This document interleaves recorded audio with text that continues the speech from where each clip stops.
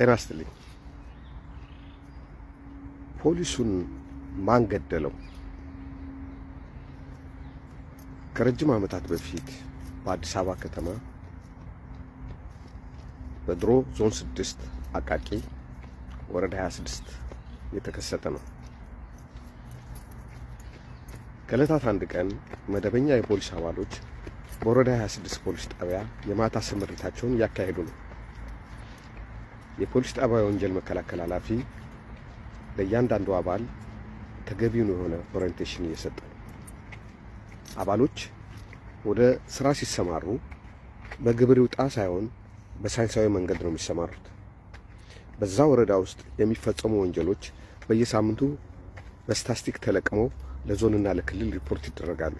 ክልሉ ደግሞ ጥናትና ምርምር ክፍል ስላለው በዛ የጥናትና ምርምር ክፍል አማካኝነት በየወሩ የሚደረጉ የስምሪት አቅጣጫዎችን በጥናት እንደገና ወደ ወረዳው ይመልሳል። ይህ የሚታየው ወንጀል የተፈጸመበት ቦታ፣ የተፈጸመበት ሰዓት፣ በማን ላይ ነው የተፈጸመው፣ ማን ነው የፈጸመው፣ እነዚህ ነገሮች የታወቁትንም ያልታወቁትንም ያካተተ ሆኖ ብዙ ጊዜ ወንጀል ሪፖርት ያለባቸው ቦታ ላይ ፖሊስ በዛ ሰዓት ወንጀል ተደረገበት በተባለ ሰዓት እንዲገኝ ይደረጋል። ምክንያቱም ወንጀለኞች ራሳቸው በጥናት ስለሆነ ወንጀል የሚሰሩት አንድ ቦታ ላይ ስንት ሰዓት ሰው እናገኛለን፣ በስንት ሰዓት ብንሰራ ፖሊስ የለም ብሎ ስለሚያስቡ ለዛ የሆነ ተለዋዋጭ የሆነ የጥበቃ ሲስተም በፖሊስም ይዘረጋል ማለት ነው። ስለዚህ መፋጠጥ ነው። ከሰው ጋር የምታደርገው ነገር ድብብቆሽ ስለሆነ ያ በአእምሮ በልጠህ በጥበብ በልጠህ ካልሆነ ያን ነገር ልትቆጣጠረው አትችልምና ፖሊስ ይህንን ስራ በሳይንሳዊ መንገድ ለመስራት ይሞክራል። የዛን ቀን ከሚመደቡት 40 ከሚሆኑ የፖሊስ አባሎች በየቦታው በቀጠና ተከፋፍሎ እገሌ ከዚህ ገሌና ገሌ ከዚህ እስከዚህ ገሌና ገሌ ከዚህ እስከዚህ ገሌና ገሌ ከዚህ እስከዚህ ተብሎ ቦታ ይሰጣቸዋል። በተሰጣቸው ቀጠና ላይ በምን ሰዓት የት ቦታ እንደሚገኙ ለምሳሌ ከሌሊቱ 9 ሰዓት የት እንደሚገኙ፣ ከሌሊቱ 8 ሰዓት የት እንደሚገኙ፣ ከሌሊቱ 7 ሰዓት የት እንደሚገኙ ቦታ ተለይቶ ይሰጣቸዋል። 7 ሰዓት ወንጀል የሚፈጸምበት ቦታ ላይ እዛ አካባቢ በእነሱ ቀጠና ላይ 7 ሰዓት ላይ ይገኛሉ። ምክንያቱም ወንጀሉን ቢቻል በወንጀል መከላከል ዘዴ ፖሊስን አይቶ ወንጀለኞች ወንጀል እንዳይሰሩ፣ ካልተቻለም በድንገተኛ ወንጀለኞች ወንጀል ሲፈጽሙ ለመያዝ ይሰማራሉ። አንዳንዴም ደግሞ ደፈጣ የሚል የፖሊስ የጥበቃ ዘዴ አለ። ብዙ ጊዜ ወንጀል የሚሰራባቸውና ጨለም ያሉ ቦታዎች ላይ ፖሊስ ተደብቆ እንዲቀመጥና ወንጀለኞች ሲሰሩ እጅ ከፍንጅ ለመያዝ የሚሞከርበትም ስልት አለ። ያ ሁሉ በስልትና በጥናት የሚደረጉ ናቸው እና የዕለቱ ወንጀል መከላከል ኃላፊ ለእያንዳንዱ ምድብተኛ የት ምን እንደሚያደርግ ግልጽ የሆነ መመሪያ እየሰጠ ነበር። እኛም ስንቆጣጠር አባሎቹ ባሉበት ቦታ ሁሉም ቀጠናውን ሳይሆን የምናካልለው ከሌሊቱ 7 ሰዓት ላይ በስምሪት ካርዱ መሰረት እኛ ጋም ካርድ አለ። በ7 ሰዓት ሄደን የተባለው ቦታ ላይ ነው እንጂ የምናየው ዞረን አንፈልገው። ችግር ከገጠመውና ስልክ ከደወለ ወይም ደግሞ የሆነ ዳኝነት እየሰጠ ካልሆነ በስተቀር ያ ቦታ ላይ በዛ ሰዓት ላይ ካልተገኘ ያ ፖሊስ ስራውን በተግባር በአግባቡ እንዳልተወጣ ይቆጠራል። ስለዚህ በየቀኑ ፖሊሶች ሲሰማሩ በቀጠናቸው ላይ ወንጀል ቢፈጸም እንደሚጠየቁ፣ ተቆጣጣሪ መጥቶ ቢፈልጋቸው ቢያጣቸው ደግሞ እንደሚጠየቁ እንደሚከሰሱ ተነግሯቸው ኃላፊነት ተሰጥቷቸው ነው የሚወጡት። ስለዚህ ዝም ብሎ አንዳንድ ሰው እንደሚመስለው በግብር ይውጣ ከዚህ እስከዚህ ዝም ብለህ ዙር የሚባሉ እንዳይመስላችሁ። በየደቂቃው በየሰዓቱ ፖሊሶች ጠፉ አላየናቸውም የምትሉት አንዳንዴ አሁን አይቷቸው እዚህ ጋር ካያቸዋቸው በሚቀጥለው ስምሪታቸው ሌላ ቦታ ከእናንተ ራቅ ያለ ቦታ ስለተባሉ እዚህ መቆየት ስለማይችሉ ሊሆን ይችላል። የሚጠፉ የሉም ማለት አይደለም። በአብዛኛው ግን በ3 እና 4 ዘዴ ቁጥጥር ይደረጋል። አንድ የወረዳ ፖሊስ የወረዳው የሽፍት ኃላፊ የሽፍት ኃላፊ ይቆጣጠረዋል። የወረዳው ተረኛ መኮንን ይቆጣጠረዋል። የዞን ተረኛ መኮንን ይቆጣጠረዋል። የክልል ተረኛ መኮንን ይቆጣጠረዋል። ስለዚህ ከአንዱ አያመልጥም ማለት ነው። ስለዚህ ከቦታ መጥፋት ደግሞ ከባድ ቅጣት ስለሚያስከትል አብዛኞች ከቦታቸው ላለመጥፋት ጥንቃቄ አድርገው ይሰራሉ። ስለዚህ ወንጀል በተመደበበት ቦታ ወንጀል ከተሰራ ፖሊስ የመጠየቅ እድል አለው። በደንብ ይጠየቃል ማለት ወንጀለኛ ባይባልም በስነ ስርዓት ይጠየቃል። አንተ በዚህ ሰዓት እዚህ ነበርክ፣ እንዴት በዚህ ሰዓት ወንጀል ተፈጸመ ተብሎ ይጠየቃል። እና ዝም ብሎ አካውንታቢሊቲ የሌለውም ስራ አይደለም። በዚህ መልኩ ፖሊሶች ተመድበዋል። በየቦታው ሁሉም የራሱን ስራ እየሰራ ነው። በዚሁ በአቃቂ ቀበሌ 01 ከባቡር ጣቢያ በስተጀርባ የተመደቡት 2 ወታደሮች ሀጎስና ዘሪሁን የሚባሉ ስማቸውን ትንሽ ዞር አድርጌዋለሁ። እነዚህ 2 ወታደሮች ሌላ ጊዜ እዛች ቦታ ላይ ወደ አባ ሳሙኤል መውጫ ስለሆነና ህገወጥ መሳሪያ ይተላለፍበታል ስለሚባል 3 ወታደሮች የታጠቁ ያውም 3 ክላሽ የታጠቁ ነበር የሚመደበው። አንዱ በአጋጣሚ በህመም ምክንያት ስላልመጣ 2 ወታደሮች ተመድበው ነበር። እነዚህ 2 ወታደሮች በተሰጣቸው ስምሪት ካርድ መሰረት እያንዳንዱ ቦታ በተባለው ሰዓት ነው የሚገኙት ማለት ነው። ከሌሊቱ 8 ሰዓት ሲሆን ከሌሊቱ 8 ሰዓት ወደ ከ8 እስከ 9 ያለው ወደ አባ ሳሙኤል መግቢያ ላይ ወደዛ የሚሄዱ ህገወጥ መሳሪያ አዘዋዋሪዎች፣ ነጋዴዎች እንዲከታተሉና በዛች አካባቢ እግረ መንገዱን የሚፈጸሙ አንዳንድ የቤት ስርቆቶችን እንዲጠብቁ የደፈጣ ስምሪት ተሰጥቷቸው ነበር። እነዚህ ፖሊሶች አድፍጠዋል። አድፍጠው እየተጠባበቁ ነበር። በዚህ ሂደት ውስጥ አንድ በጣም ውስብስብ የሆነና በሚቀጥለው ፕሮግራም የምነግራችሁ ከባድ ወንጀል ተፈጸመ። በቀበሌ 01 ከባቡር ጣቢያ በስተጀርባ ወደ አባ ሳሙኤል መሄጃ ላይ የተመደቡት 2 ፖሊሶች ሀጎስና ዘሪሁን አንዱ ከዛው ከአቃቂ አካባቢ ገጠራማ አካባቢ የተወለደ ነው። አንዱ ደግሞ ከከተማው ዛው አቃቂ የተወለደ ነው። ሁለቱም የሃይ ስኩል ትምህርታቸውን እስከ 12 ከተማሩ በኋላ ወደ ፖሊስ ስልጠና ገብቶ በአዲስ አበባ ፖሊስ በኮልፌ የሰለጠኑ ናቸው። ተገቢውን ስልጠና የወሰዱ በትምህርትም በምንም ዝግጁ የነበሩ ናቸው። እነዚህ 2 አባሎች በተመደቡበት በዛች ቦታ ላይ የተከሰተው በጣም አደገኛ ነገር ነበረ። አባ ሳሙኤል ስለሚባለው ቦታ ትንሽ ልንገራችሁ። ፖሊሶቹ ያደፈጡበት ቦታ ወደ አባ ሳሙኤል መግቢያ ነው። አባ ሳሙኤል ከአቃቂ እልፍ ብሎ ከ30 እስከ 40 ከ20 እስከ 30 ኪሎ ሜትር ርቀት ላይ የሚገኝ ገበያ ነው። እዛች ገበያ ውስጥ ህገወጥ መሳሪያዎች የሚሸጡበት፣ የጥይቱ እስከ ከፈልክ ድረስ ተኩሰ የምትፈትሽበት፣ ማንኛውም ነገር ሌጋል ሆነ ህገወጥ ነገር ልታረግበት የምትችልበት የሚያስፈራ ቦታ ነው። አብዛኞቹ የህገወጥ መሳሪያዎች በምንይዝ ጊዜ በርካታ ህገወጥ መሳሪያ እንይዝ ነበረ። እዛ አቃቂ አካባቢ የተገዙት ሰዎቹ ከየት እንደገዙ ሲጠየቁ ከአባ ሳሙኤል እንደገዙ ነበር ይናገሩት። እዚህ ኦፕሬሽን ለማድረግም የማያመች አብዛኛው ሰው የታጠቀበት አካባቢ ስለሆነ አስፈሪም ነው።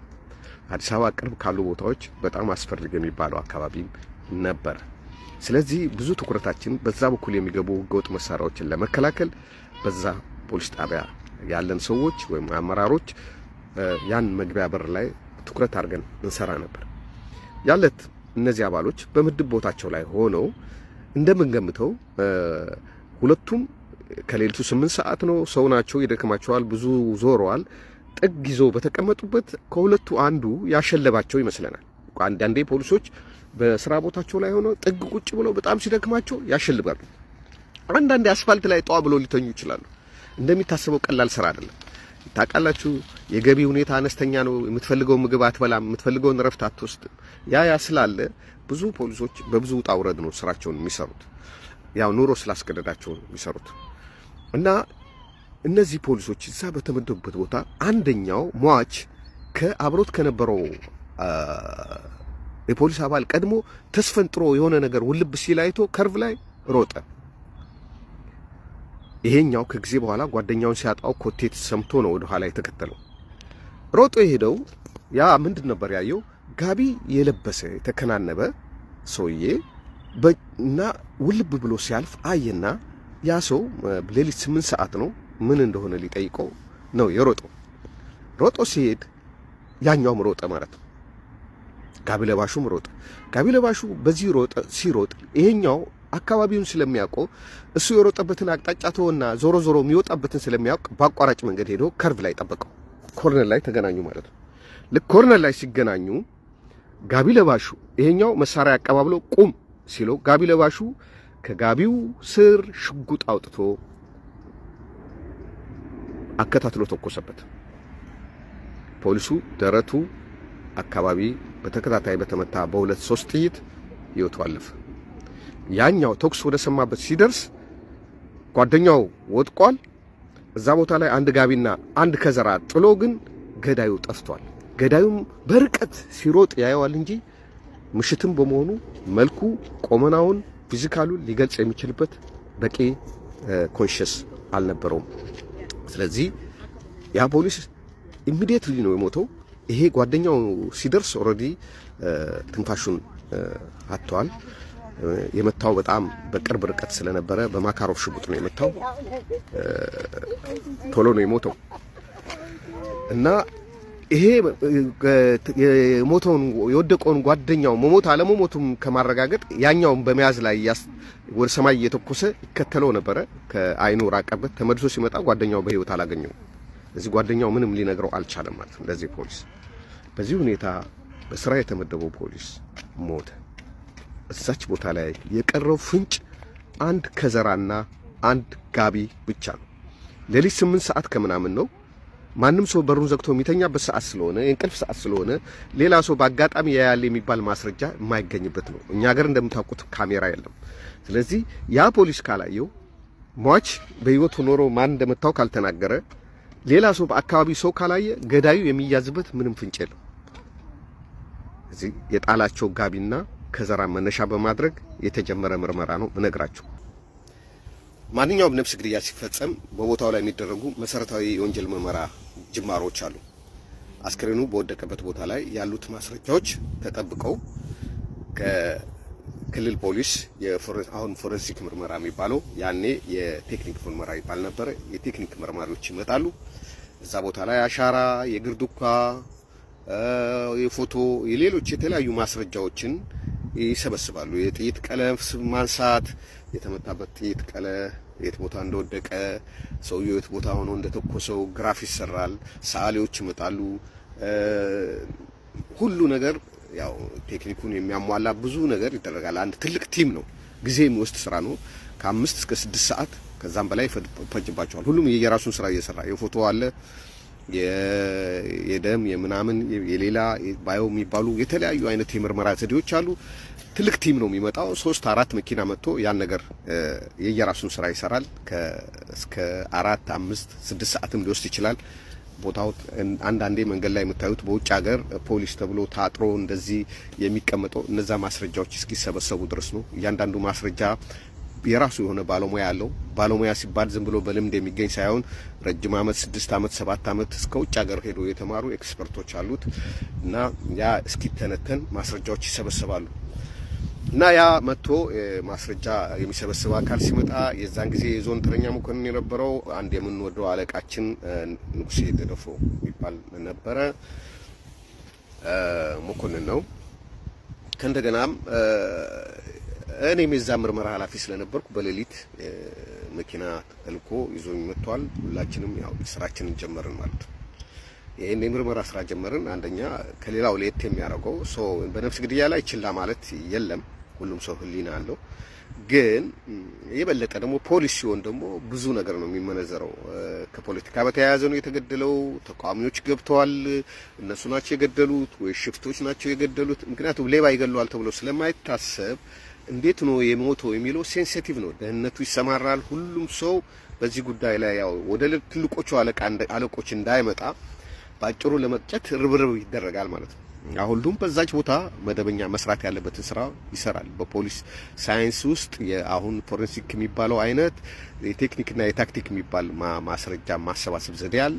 የታክቲክ የሚባለው ከሰዎች ከምናምን የሚገኘው በመጠየቅ ማናይቶ እንደዚህ አይነት ነው። ሰውየውን በመጠየቅ ሌሎችን በመጠየቅ የሚገኘው ነገሮች ነው። ቴክኒክ የሚባሉት እነዚህ ሳይንቲፊክ የሆኑ ነገሮች ናቸው። ሁሉም በተሟላ መንገድ ነው የሚጀምረው።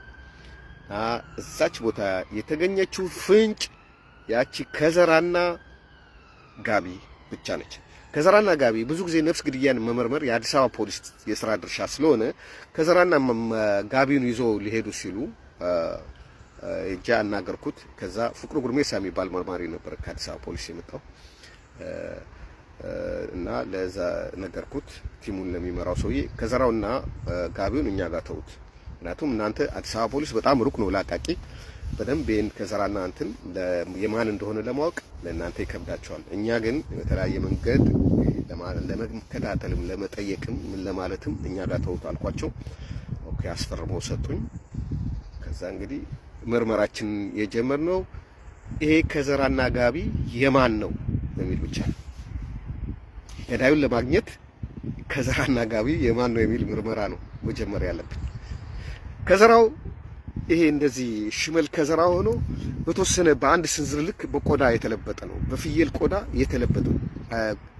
እንደዚህ ሆኖ አንድ ከዘራን ገምቱ ምን ያህል ርዝመት እንዳለው ለምርኩዝ የሚሆን ከዘራ ወፍራም ከታች ሽመል ያለው ነው። ከእንደገና በመሃል በቆዳ የተለበጠ ነው። ሙሉ በሙሉ አይደለም የተቆራረጠ የቆዳ አይታችሁ እንደሆነ የገጠር ሰዎች በብዛት ሽመላቸው እንዳይሰበር እንትን እንዳይል በቃ ከሰው ጋር ሲማከቱ እንትን እንዳይልባቸው ነው መሰለኝ በቆዳ ይለብጡታል። በጣም ኃይለኛ ተደባዳቢ የሚባሉ ሰዎች እንደዛ ያደርጋሉ። ለገጠር ሰው ታውቃላችሁ ከዘራው መሳሪያው ነው። በምሽትም በቀንም ሲሄድ የገጠር ሰው ብትር የሚይዝበት ምክንያት ማታ ከአውሬ ቀን ደግሞ ለካፊ ለመከላከል ነው። ብትር ያልያዘ ሰው በገጠር ውሻም ይንቀዋል ስለሚባል ብዙ ሰው ብትር ይዛል።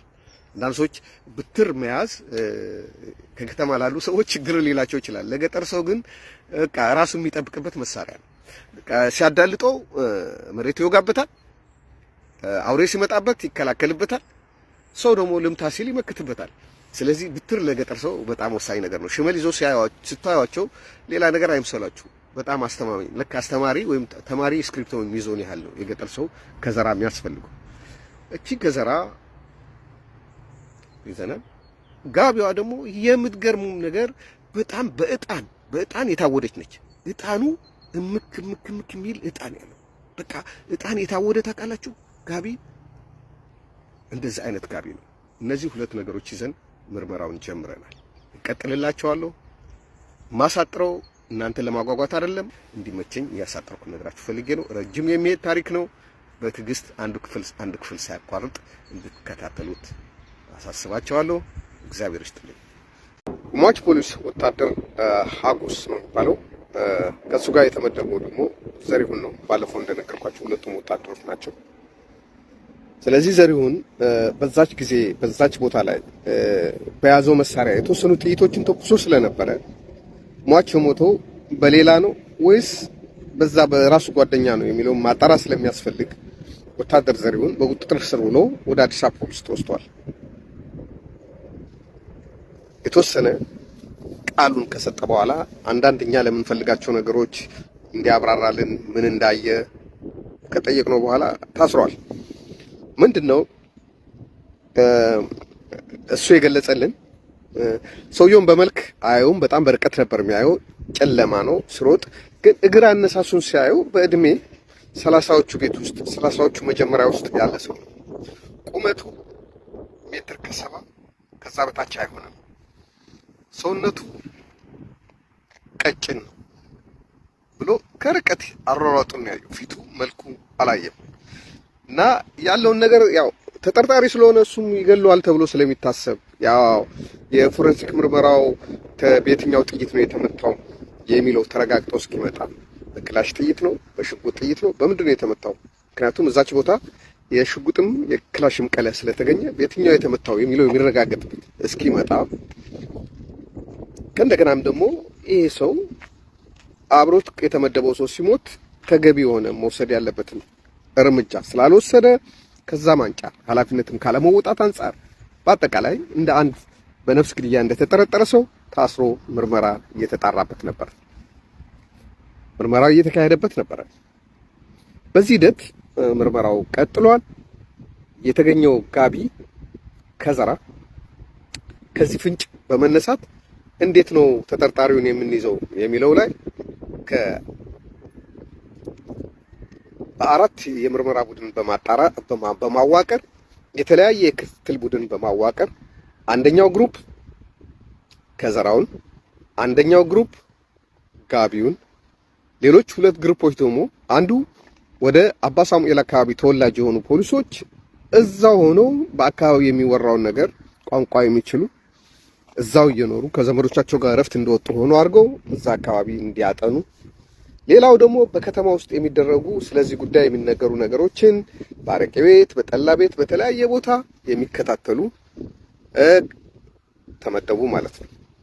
ሌሎች የፖሊስ አባላት ደግሞ ሁሉም በየቀጠና ተከፋፍለው ተከራይ፣ ነዋሪ በሚል በየቦታው ያለው ሰው ዝርዝር ይዘው እንዲመጡ ማን ቤት ስንት ተከራይ እንዳለ እድሜያቸው ከ40 ዓመት በታች የሆኑ ሰዎች በዛ አካባቢ በዛች አቃቂ በተለይ በ01 በዛች አካባቢ ያሉ ሰዎች 03 ይዋሰናሉ። 04 ወደዛ በሚዋሰኑት ቀበሌዎች ያሉ ወጣቶች ከትንሽ ወደ ሰፊ እያሰፋን እየሄድን ምን ያህል ሰው ይኖራል? ማን ነው እዛ ቤት በዛ ሰዓት ሊኖር የሚችል? መሳሪያ ሊኖረው የሚችል ማን ነው? መሳሪያ የሚነግድስ ማን አለ? መሳሪያ የሚያቀባብል ማን አለ? ከተቃዋሚ ድርጅቶች ጋር ግንኙነት አለው ተብሎ ከሽፍቶች ጋር ይገናኛል የሚባል ሰው ማን አለ? በሚል በእያንዳንዱ ነገር ላይ አባሎቹ ተመድቦ ክትትል እያደረጉ ነው። አባሎቹ ሟች በእነሱም ተወዳጅ የነበረ በጣም ቅልጠፍ ያለ ልጅ ስለነበረ ሁሉም በእልክ ስራውን እየተከታተለ ነው። ምርመራው በከፍተኛ ሁኔታ ቀጥለዋል። ስራው እየተመራ ነው፣ እየተከታተልነው ነው። ትልቁ ችግር ይሄ ጋቢ የማን ነው? ይሄስ ከዘራ የማን ነው? ይሄን ለማወቅ ምን ማድረግ አለብን? በቀን 3 ጊዜ እንገናኛለን። በቀን 3 ጊዜ እንገመግመዋለን። የሰራነውን ስራ እንወያይበታለን። ምን ማድረግ እንዳለብን ሁሉም የምርመራውና የክትትሉ ቡድኖች በጋራ የምንሄድበትን ነገር ያገኙትን ፍንጭ በቀን 3 ጊዜ እንገመግማለን፣ እንመዘግባለን፣ እንከታተላለን። የበላይ አለቆች ደግሞ በየጊዜው እየደወሉ ምን ደረሳችሁ፣ እንዴት ሆነ እያሉ ወጥሮ ይዘውናል። በጣም አስጨናቂ የነበረ ጊዜ ነበር። አንዳንድ አለቆች ከቢሮ ንቅንቅ ብለው ስለማያውቁ በተለይ ታጋዮቹ የፖሊስ ስራን በደንብ እንዴት እንደሚሰራ በዛን ጊዜ በደንብ ስለማይገባቸው አንተን በማስጨነቅ ስራው የሚሰራ ስለሚመስላቸው እኛን ወደ መሰላቸትና ጭራሽ ወደ ጥለን ጥፋ እስከሚያሰኘን ድረስ አማራውን ነበር። ሆኖም ግን የግድ የሟችን ህይወት ያጠፋ ሰው መያዝ ስላለበት ሁላችንም እየተረባረብን ነው። የሀጎስ ገዳይ ማን ነው? ከወንጀል ቦታ የተገኘውን ከዘራ እንዲከታተሉ የተመደቡት ፖሊሶች በቁጥር 5 ይሆናሉ። እነዚህ ሲቪል ለባሽ 5 ፖሊሶች ቢሮዬ ገብቶ መነጋገር ጀመር። በዛሬ ቀን በጠዋት ምን ማድረግ እንዳለባቸው፣ ትላንት ምሽት ምን እንዳደረጉ በሱ ጉዳይ ተነጋግረን አንዳንድ መመሪያዎችን ለመቀባበል ተሰባሰቡ። ልንሄድበት የምንችለው መንገድ ከዘራው የማን ነው የሚለውን በየቦታ ሄደን በየጠላ ቤቱ፣ በየጠጅ ቤቱ፣ ብዙ ሰው በሚሰበሰብባቸው ቦታ ሁሉ የመጠየቅ እቅድ ነው የተያዘው። ያ ካልተሳካ ደግሞ በአቃቂና በአካባቢው ከዘራ የሚሸጥ ምን ያህል ሰው አለ? ከዘራ የሚሸጡ ወይም ደግሞ ከገጠር ወደ ከተማ አምጥቶ ከዘራ የሚነግዱ ካሉ እነማን ናቸው በሚለው ላይ አቃቂንም ቃሊትንም በዙሪያ ያሉ የገጠር ገበሬ ማህበሮች እስከ ዱከም ባለው በዚህኛው በኩል ደግሞ አሁን ቅሊንጦ፣ ኮየፈጬ በሚባሉት አካባቢ ያሉ ሰዎች ጨምሮ በግራና በቀኝ በስፋት ከዘራ ማን ይሸጣል? ሽመል ነጋዴ አለው። ሽመል አምጥቶ ነው የሚሸጠው ወይስ ሽመል ራሱ ያዘጋጃል? እሱን ለይተን በመከፋፈል ለቡድኑ በተናጥል የሥራ ድርሻ ተሰጠ። ነገሌ በዚህኛው ቀበሌ ስንት ከዘራ ነጋዴ አለ፣ ነገሌ በዚህኛው ቀበሌ ስንት፣ ይሄን እያጣራችሁ ትመጣላችሁ። ከዘራ ነጋዴ በገበያ ውስጥ የሚሸጡት ደግሞ እነማን ናቸው? ከዘራን ደግሞ እንደዚህ የሚሰራ በቆዳ ለብጦ የሚሰራ ባለሙያስ ማን ነው? ምክንያቱም ከዘራውን የሸጠለት ሰው ከዘራ የገዛው ሰው ሊያስታውስ ስለሚችል የገጠር ሰው በብዛት ስለሚተዋወቅ ቢያንስ አንዱ ኬት እንደመጣ ስለሚተዋወቅ ፍንጭ ለማግኘት ይቻል ይሆናል በሚል በከዘራ ላይ ትኩረት አድርገው እንዲሄዱ ለነሱ የሥራ መመሪያ ሰጠናቸው። የሚቀጥለው የጋቢውን ጉዳይ የሚከታተሉት ናቸው። ጋቢው ለምን እጣን በጣም ይሸታል? ምን አይነት እጣን ነው? በመኖሪያ ቤት ውስጥ እንደዚህ አይነት እጣን ማጨስ አለ? በዚህ ጉዳይ ላይ ስንወያይ ከዛው አካባቢ የተወለዱ ልጆች ስለነበሩ አንዳንድ ፍንጭ አመጡ። ይሄ ጋቢ ውቃቢ ቤት ወይም ጠንቋይ ቤት የሚመላለስ ሰው የሚጠቀመው ነው። እንደውም ካዳሚ መሆን አለበት። የጠንቋይ ካዳሚ ባይሆን ኖሮ ይሄ አንድ ቀን አይደለም፣ ይሄ ሁሉ የእጣን ሽታ ደጋግሞ ጠንቋይ ቤት የሚሄድ ሰው ለብሶት የሚሄድ ነው። ስለዚህ የዛን ጊዜ ደግሞ ከጠንቋይ ቤት እየወጣም ሊሆን ይችላል ሰውየው። ስለዚህ ይሄን ጋቢ የትኛው ጠንቋይ ቤት የሚካድም ሰው ነው ወይም የትኛው ጠንቋይ ቤት የሚገባ ነው። ስለዚህ ጠንቋይ ቤቶችንም ማጥናት አለብን ተብሎ ጠንቋይ ቤቶችን ለማጥናት የስራ ድርሻ ተወሰደ። በአቃቂና በዙሪያው ከምን ገምተው በላይ የጠንቋይ ቤት አለ። የትኛው ጠንቋይ ቤት ማን ምን በቃ በዚህ ዙሪያ ጠንቋይ ቤት የሚገባባ ሰው የሚካድም ሰው ወይ ቤት ሰራተኛ የሆነች ወይ ዘመድ የሆነች የሚታወቅ በየጠንቋይ ቤቱ ማን አለ? ይሄ ጋቢ የማን ሊሆን ይችላል? ማን ለብሶ ታይታል? የገጠር ሰው ገጠር ቀመስ ነው። አቃቂ አካባቢ ከተማ ቢሆንም ገጠር ቀመስ ነው። ዳርዳሩ ገጠር ነው። ስለዚህ የገጠር ሰው የማን ጋቢ እንደሆነ የማን ብርድ ልብስ እንደሆነ ያውቃል። የማን ከዘራ እንደሆነ የማን ኮፍያ እንደሆነ ያውቃል። ምክንያቱም ይሄ እንደ አካባቢው ልምድ ነው የምንሄደው። እዚህ ይሄ ጋቢ የለበሰው ሰውዬ የትኛው ጠንቋይ ቤት ካዳሚ ነው ወይም ደንበኛ ነው? ጠንቋይ ቤት፣ ጋቢ ቤት የሚባሉ በጣም የተለያዩ ቤቶች እንዳሉ በፍንጭ እየደረስንበት መጣ። ስለዚህ ይሄ ጋቢ የለበሰው ሰውዬ ከአንዱ ጠንቋይ ቤት ወጥቷል፣ ወይም ጠንቋይ ቤትም የሚመላለስ መሳሪያ ነጋዴም ሊሆን ይችላል፣ ወይም ደግሞ ከመንግስት አንጻር ከሚዋጉት ውስጥ ለነሱ ኢንፎርሜሽን የሚያቀብል ጠንቋይ ቦታው የመገናኛ ቦታቸው ሊሆን ይችላል። ያ ሁሉ ግምት ውስጥ ያስገባ ክትትል እንዲደረግ በአንድ በኩል ጥናት የሚያደርግ ኃይል አስቀምጠናል። ጎን ለጎን አብሮት የተመደበው ፖሊስ ከዚህኛው ፖሊስ ጋር ግጭት ነበራቸው፣ ጸብ ነበራቸው። አንዱ አንዱን ሊያጠፋ የሚያስችል ምን ግንኙነት ነበራቸው? ፖሊሱ አቅዶ ከዘራውና ጋቢውን እዛ ሊጥል ይችላል። በራሱ መሳሪያ ሳይገለው ቀጥሮ ከቤቱ ባመጣው በደበቀው መሳሪያ ገሎት እንደገና አመለጠኝ በዚህ ብሎ ወደ ሰማይ ሊተኩስ ይችላል። በዛ መንገድም ሌላ ምርመራ ጀምረናል። ወሰብሰብ ያለው የፖሊሱ ገዳይ ማን ነው? ሟች አጎስ የዛው አካባቢ ገጠራማ አካባቢ ተወላጅ እንደመሆኑ በዛች አካባቢ በገጠር አካባቢ ደምን በደም የመመለስ ልማድ አለ። የሆነ ሰው የሆነ ጎሳ ከሆነ ጎሳ ላይ ሰው ከገደለ የዛ ጎሳ ሰዎች የዛን ሰው የሆነ ዘር የቅርብ ሰው የሚገሉበት ልምድ አለ። ያ ለረጅም ዓመት ሲወርድ የመጣ ልምድ ስላለ ምናልባት ይሄን ነገር አፕን አድርጎ ሊሆን ይችላል በሚል ወደ ገጠር ያሉት ወደ ሟች ዘመዶች መረጃ እንዲያሰባስቡ ኦሮምኛ ተናጋሪ የሆኑ ፖሊሶች ተመድበዋል። እነዚህ ክትትል አባሎች እንዲያጣሩ ነጥብ የተሰጣቸው የነሱ ጎሳ ከሌላ ጎሳ ግጭት ካለው ግጭቱ እስከምን የደረሰ ነው? በዚህ መሃል የጠፋ ነፍስ አለ? መበቃቀልስ ከትውልድ ትውልድ የጀመረ ከበፊት የመጣ ይኖር ይሆን? በዚህ ጉዳይ ላይ ማጣራት አድርጉ ተብሎ ፖሊሶች በዚህ እንዲሄዱበት ተደርጓል።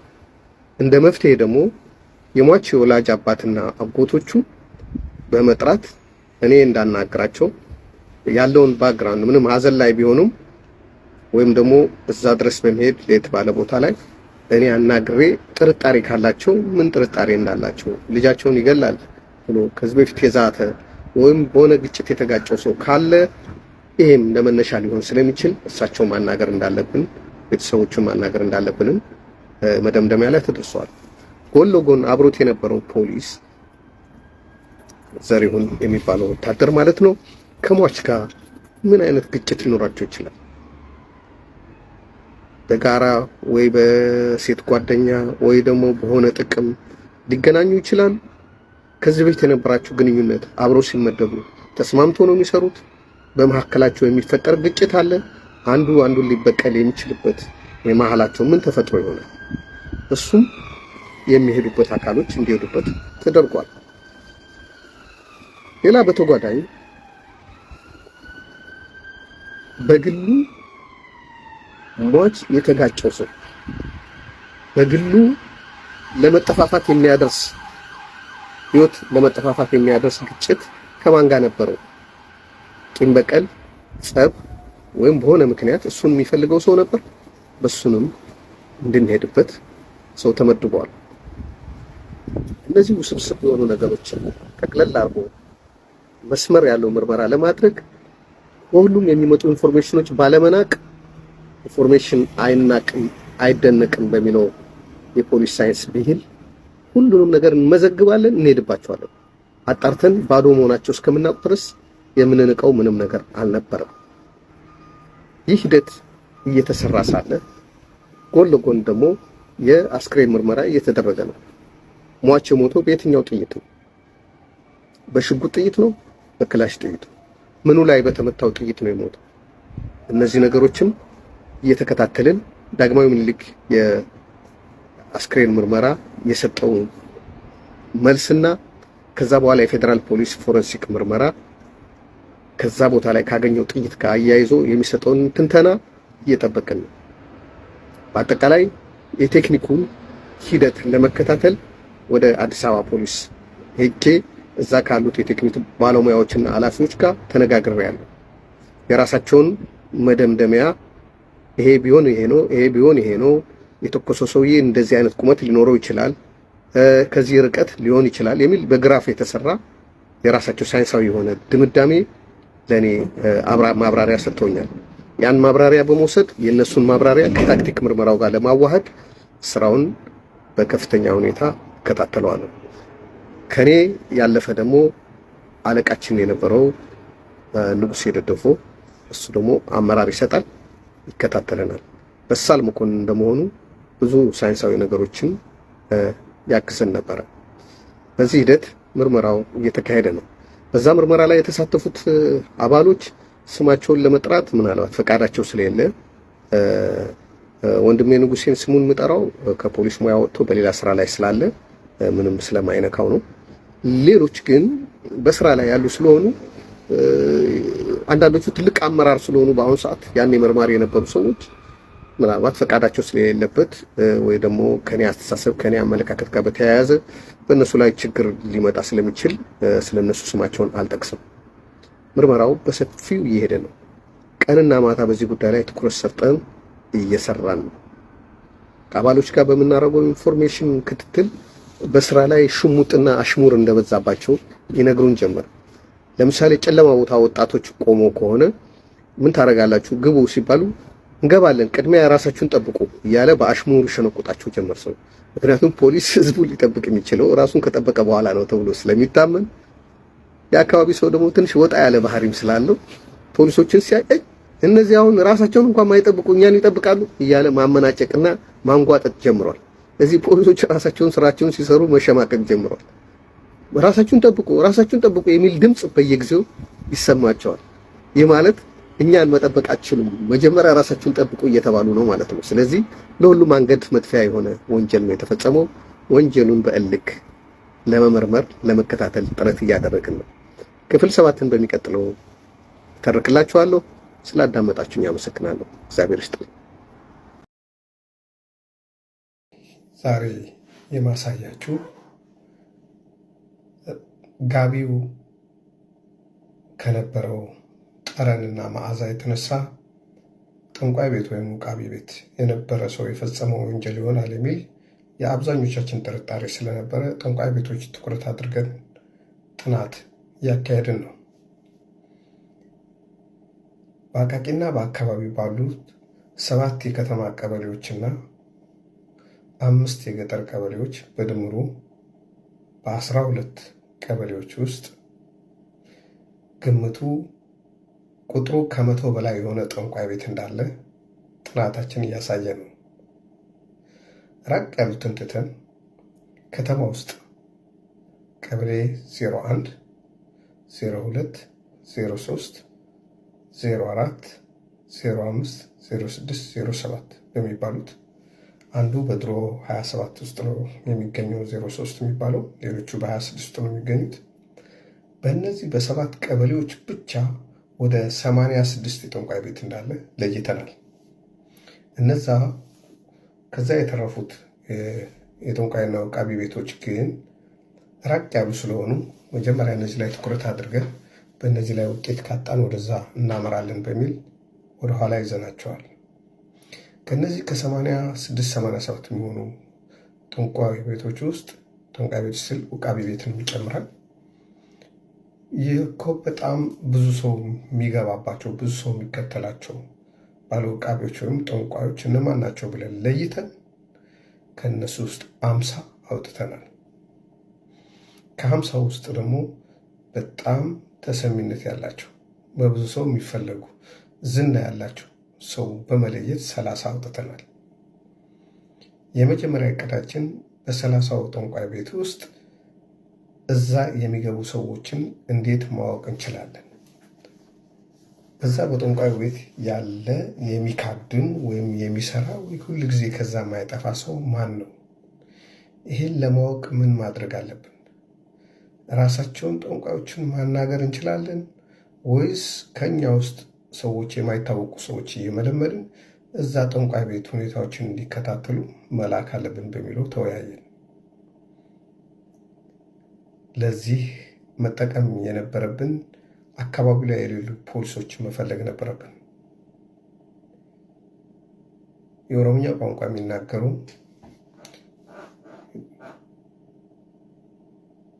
በዚህ ጉዳይ ላይ ችሎታ ያላቸው አካባቢውን መላመድ የሚችሉ ገጠር ቀመስ ካራክተር ሊላበሱ የሚችሉ ፖሊሶችን መርጠን በየጠንቋይ ቤቱ አሰማርተናል። ሁለት ፖሊሶች ጠንቋይ ቤቶቹ ቀናት አላቸው። በጣም ብዙ ሰው በሚመጣበትና የፍርድ ቀን በሚባሉት ቀናቶች ውስጥ እዛ እንዲገኙ እና ራሳቸውም እንደ ባለ ጉዳይ ሆኖ የራሳቸው ጉዳይ ይዞ እንዲሄዱ በማድረግ እዛ ያለውን ነገር እንዲከታተሉና ለዛ ቤት ቅርብ የሆነ ሰው ማን ነው፣ ማን የሚባል ሰራተኛ አለ፣ ማን ነው እዛ ቤት ቡና የሚያፈላው ጤን የሚያጭሰው ወይም ደግሞ የሚላላከው ማን ነው፣ ወረፋ የሚያስይዘው ማን ነው፣ እነዚህን የመሳሰሉ ሰዎች የሚያስተናግደው ማን ነው በሚል ያለይተን እነዛን ሰዎች ጋቢው የማን ነው የሚለውን ለማወቅ እንድንጠቀምባቸው ጥናት ማድረግ ጀምረናል። በአቃቂ አካባቢ በዛን ጊዜ እኛ እንዳየነው ጠንቋይ ቤትና ውቃቢ ቤት ልክ እንደ ክፍት ስራ የሚቆጠርበት ጊዜ ነበረ። በዛ ያቺ ነገር ከመፈጠሯ በፊት ከሌላ ቦታ የመጣን ሰዎች ለምሳሌ እንደኔ ያለንና አንዳንድ ወደዛ ትኩረት ያላደረጉ የፖሊስ አባሎች እንኳን አቃቂ ውስጥ ጥንቆላ አለ ቢባልም ያን ያህል የሰፋ ነው ብሎ አያምኑም ነበር። የተለያየ ስም ያላቸው ዝና ያላቸው ራሱ ከጠንቋዮች ውስጥ ወደ ሌላ ወደ ትልቁ ሪፈር የሚል ጠንቋይ እንዳለ አንዳንድ ጉዳዮች ከበድ ያሉ ጉዳዮች ሲሆን ይህን ማየት የሚችለው እንደዚህ የሚባለው ውቃቢ ነው ብሎ ሪፈር እንደሚለው ያን ሁሉ የመገንዘብ በጣም ስለ ጠንቋዮች ጠለቅ ያለ ነገር እውቀት ማግኘት ከጎን ለጎን መዝገብ የማደራጀት ስራ ሰርተናል እና በጣም ለጆሮ የሚገርም የጥንቆላ ስራ በአቃቂ አካባቢ ሲደረግ ነበር። የእኛ ትኩረት ግን የፖሊሱ ገዳይ ማን ነው በሚለው ላይ ስለነበረ እሱን ትኩረት አድርገን ከጋቢው ጋር በተያያዘ ከከዘራው ጋር በተያያዘ መረጃ ለማግኘት ደፋ ቀና እያለን ነው። ከዘራውን ሻጭ የነበሩ ሰዎችን በአጠቃላይ ከዘራውን በማሳየት ሲጠየቁ ይህን ከዘራ እኔ ሸጬ አላውቅም፣ እንደዚህ አይነት ከዘራ የሚሰራ ሰው ከዚህ ከአቃቂ ውጭ በዱከም መንገድ እንደዚህ የሚባል ቦታ ነው ያለው አሉ። ሰውየው አይነ ስውር ነው ተባለ። እሱ ጋር ሄዳችሁ እሱን ጠይቁት ተባለ። የእሱ ቦታ በትክክል የሚያውቅ ሰው ተፈልጎ ወደዛ ወደ አይነ ስውሩ ከዘራው ከሱ የተሰራ መሆን አለመሆኑ፣ ይሄ በቆዳ የተለበጠው የእሱ የእጅ ስራ መሆን አለመሆኑን የሚያረጋግጥ ኃይል ወደዛ ተልከዋል። የጥንቆላው አካባቢ ያየነው በጣም ሰፋ ያለ ነገር ስለነበረ ምርመራችንን ሰብሰብ አድርገን የትኛው ጠንቋይ ቤት ይሆን የገባው የሚለውን ለማወቅ በጣም አዳጋች ሆኖብናል። ምርመራው እንደቀጠለ ነው። ቀደም ሲል እንሄድባቸው ከነበሩት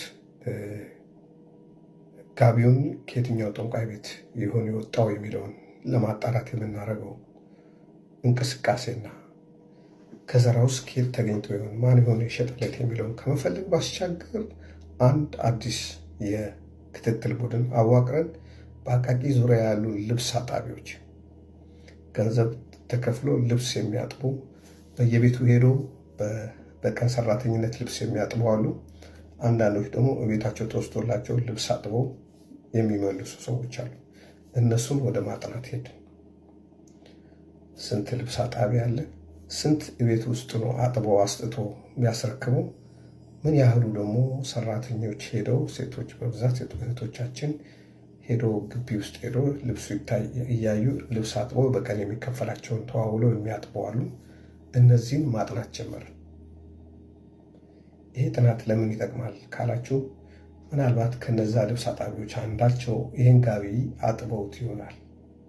ስለዚህ ጋቢው ባለቤት ማን እንደሆነ ማን እጠቡ እንዳላቸውና ምልክት ሊያደርጉበት ስለሚችሉ ሊያስታውሱት ስለሚችሉ ከእነሱ ፍንጭ ለማግኘት ተብሎ የተጀመረ ነው። ልብስ አጣቢዎቹን ማጥናት ሌላ ቡድን ከፈትን። ስንት ልብስ አጣቢ አለ። በዚህም እየሄድንበት ነው።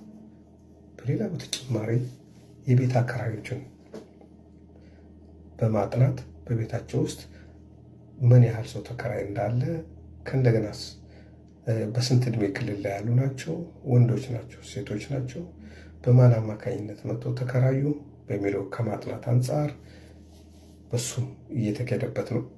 እንደገና ቤት የማከራየት ድለላ የሚሰሩ ሰዎች እንትና ቤት የገባው ሰራተኛ በማን አማካኝነት ነው የገባው፣ እንዴት አወቀው የሚል ጥናቶች እየተካሄዱ ነው።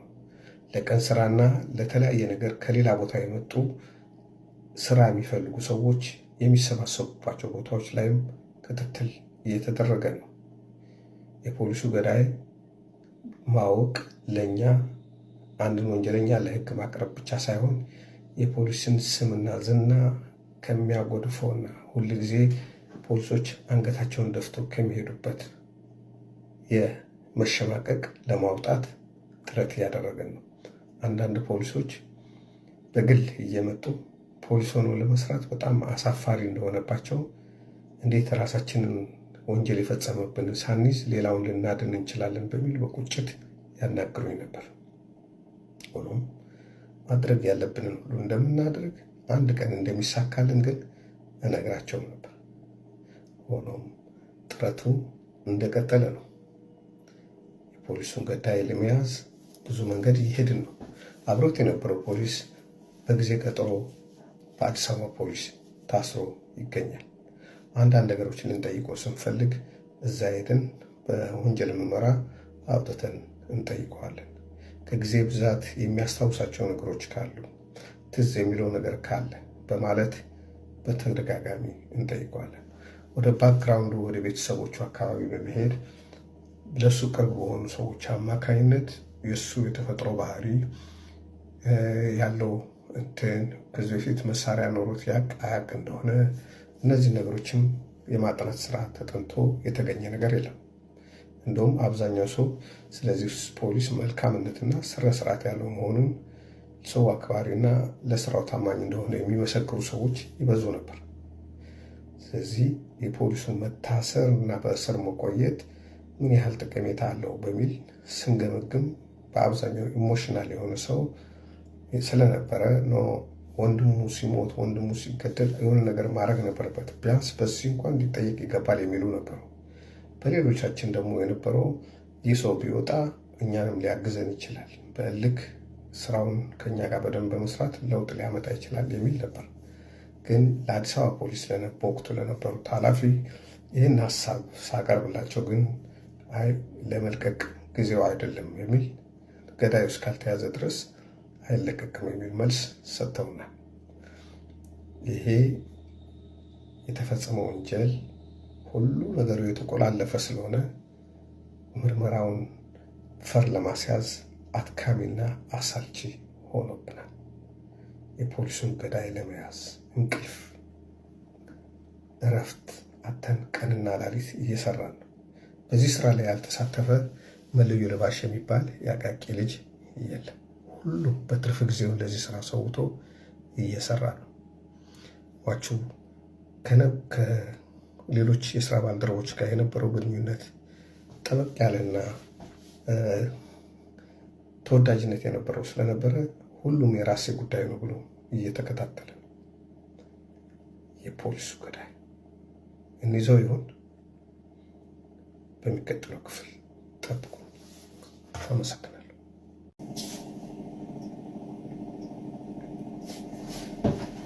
ጋቢው ሊያጠኑ የሄዱት ሰዎች እያጣሩ በቁጥር 15 የሆኑ ጠንቋይ ቤቶች ቀርቷቸዋል። ከዛ በፊት ከ15 በላይ ባሉት የጠንቋይ ቤቶችና የውቃቢ ቤቶች በቤት ሰራተኝነት፣ በዘበኝነት፣ በካዳሚነት ወይም ለጠንቋዩ ቅርብ በሆኑ ቤተሰቦች ጋቢውን ለማወቅ ማነው የዚህ ጋቢ ለባሽ የሚለው ለማወቅ የተደረገው ጥረት አልተሳካም። በጣም አድካሚ በሆነ ሁኔታ ሰዎችን በግል በመፈለግ በቤታቸው በመሄድና ሚስጥር ጠንቋዩ በማይሰማበት ሁኔታ በሚስጥር የመጠየቅ ስራዎችን ተጠይቀዋል። የፖሊስ አባሎችም እንደ ባለጉዳይ ሆኖ በመመላለስ የሚከፈለውን ተገቢ ክፍያ እየከፈሉ በጠንቋይ ቤቶች ያደረጉት ክትትል ለዛ ፍንጭ የሚሰጠው ነው አልተገኘም። ስለዚህ እያጠራን 15 ዋና የተባሉ ትልልቅ ጠንቋይ ቤቶች ላይ ብቻ ትኩረት አድርገን መስራት ጀምረናል።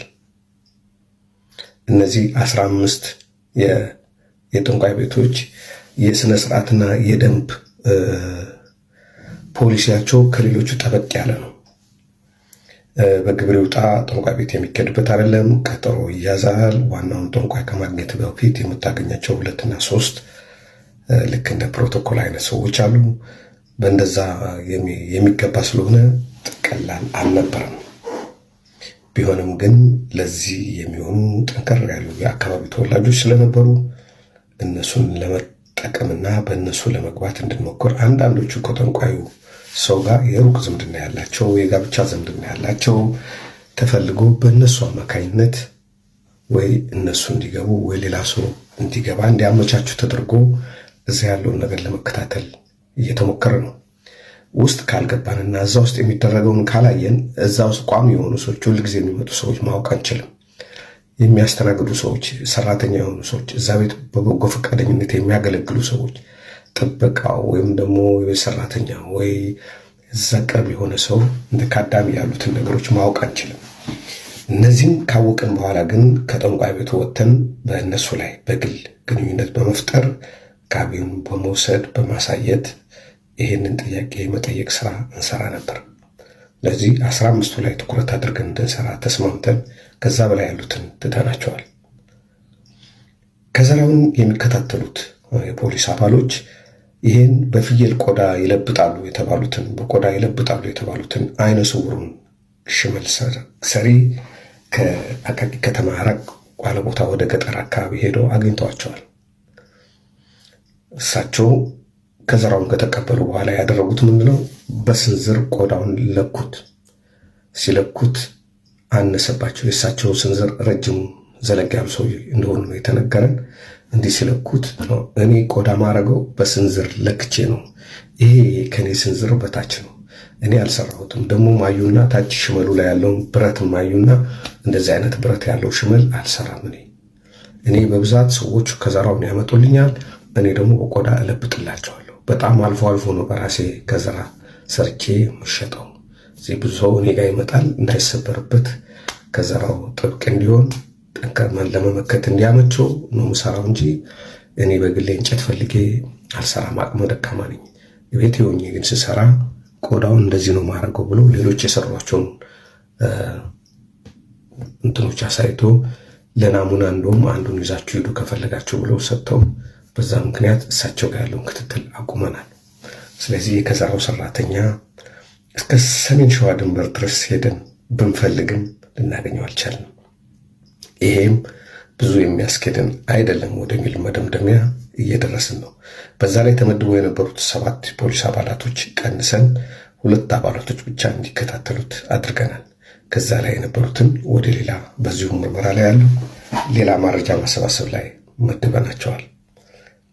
ይሄ የምርመራ ሂደት በጣም ውስብስብ፣ የበላይ ጫና ያለበት ከደህንነት ክፍሉ ከፖሊስ ከፍተኛ ባለስልጣኖች ከሁሉም ግፊት ያለበት ስለነበረ አስጨናቂ ነው።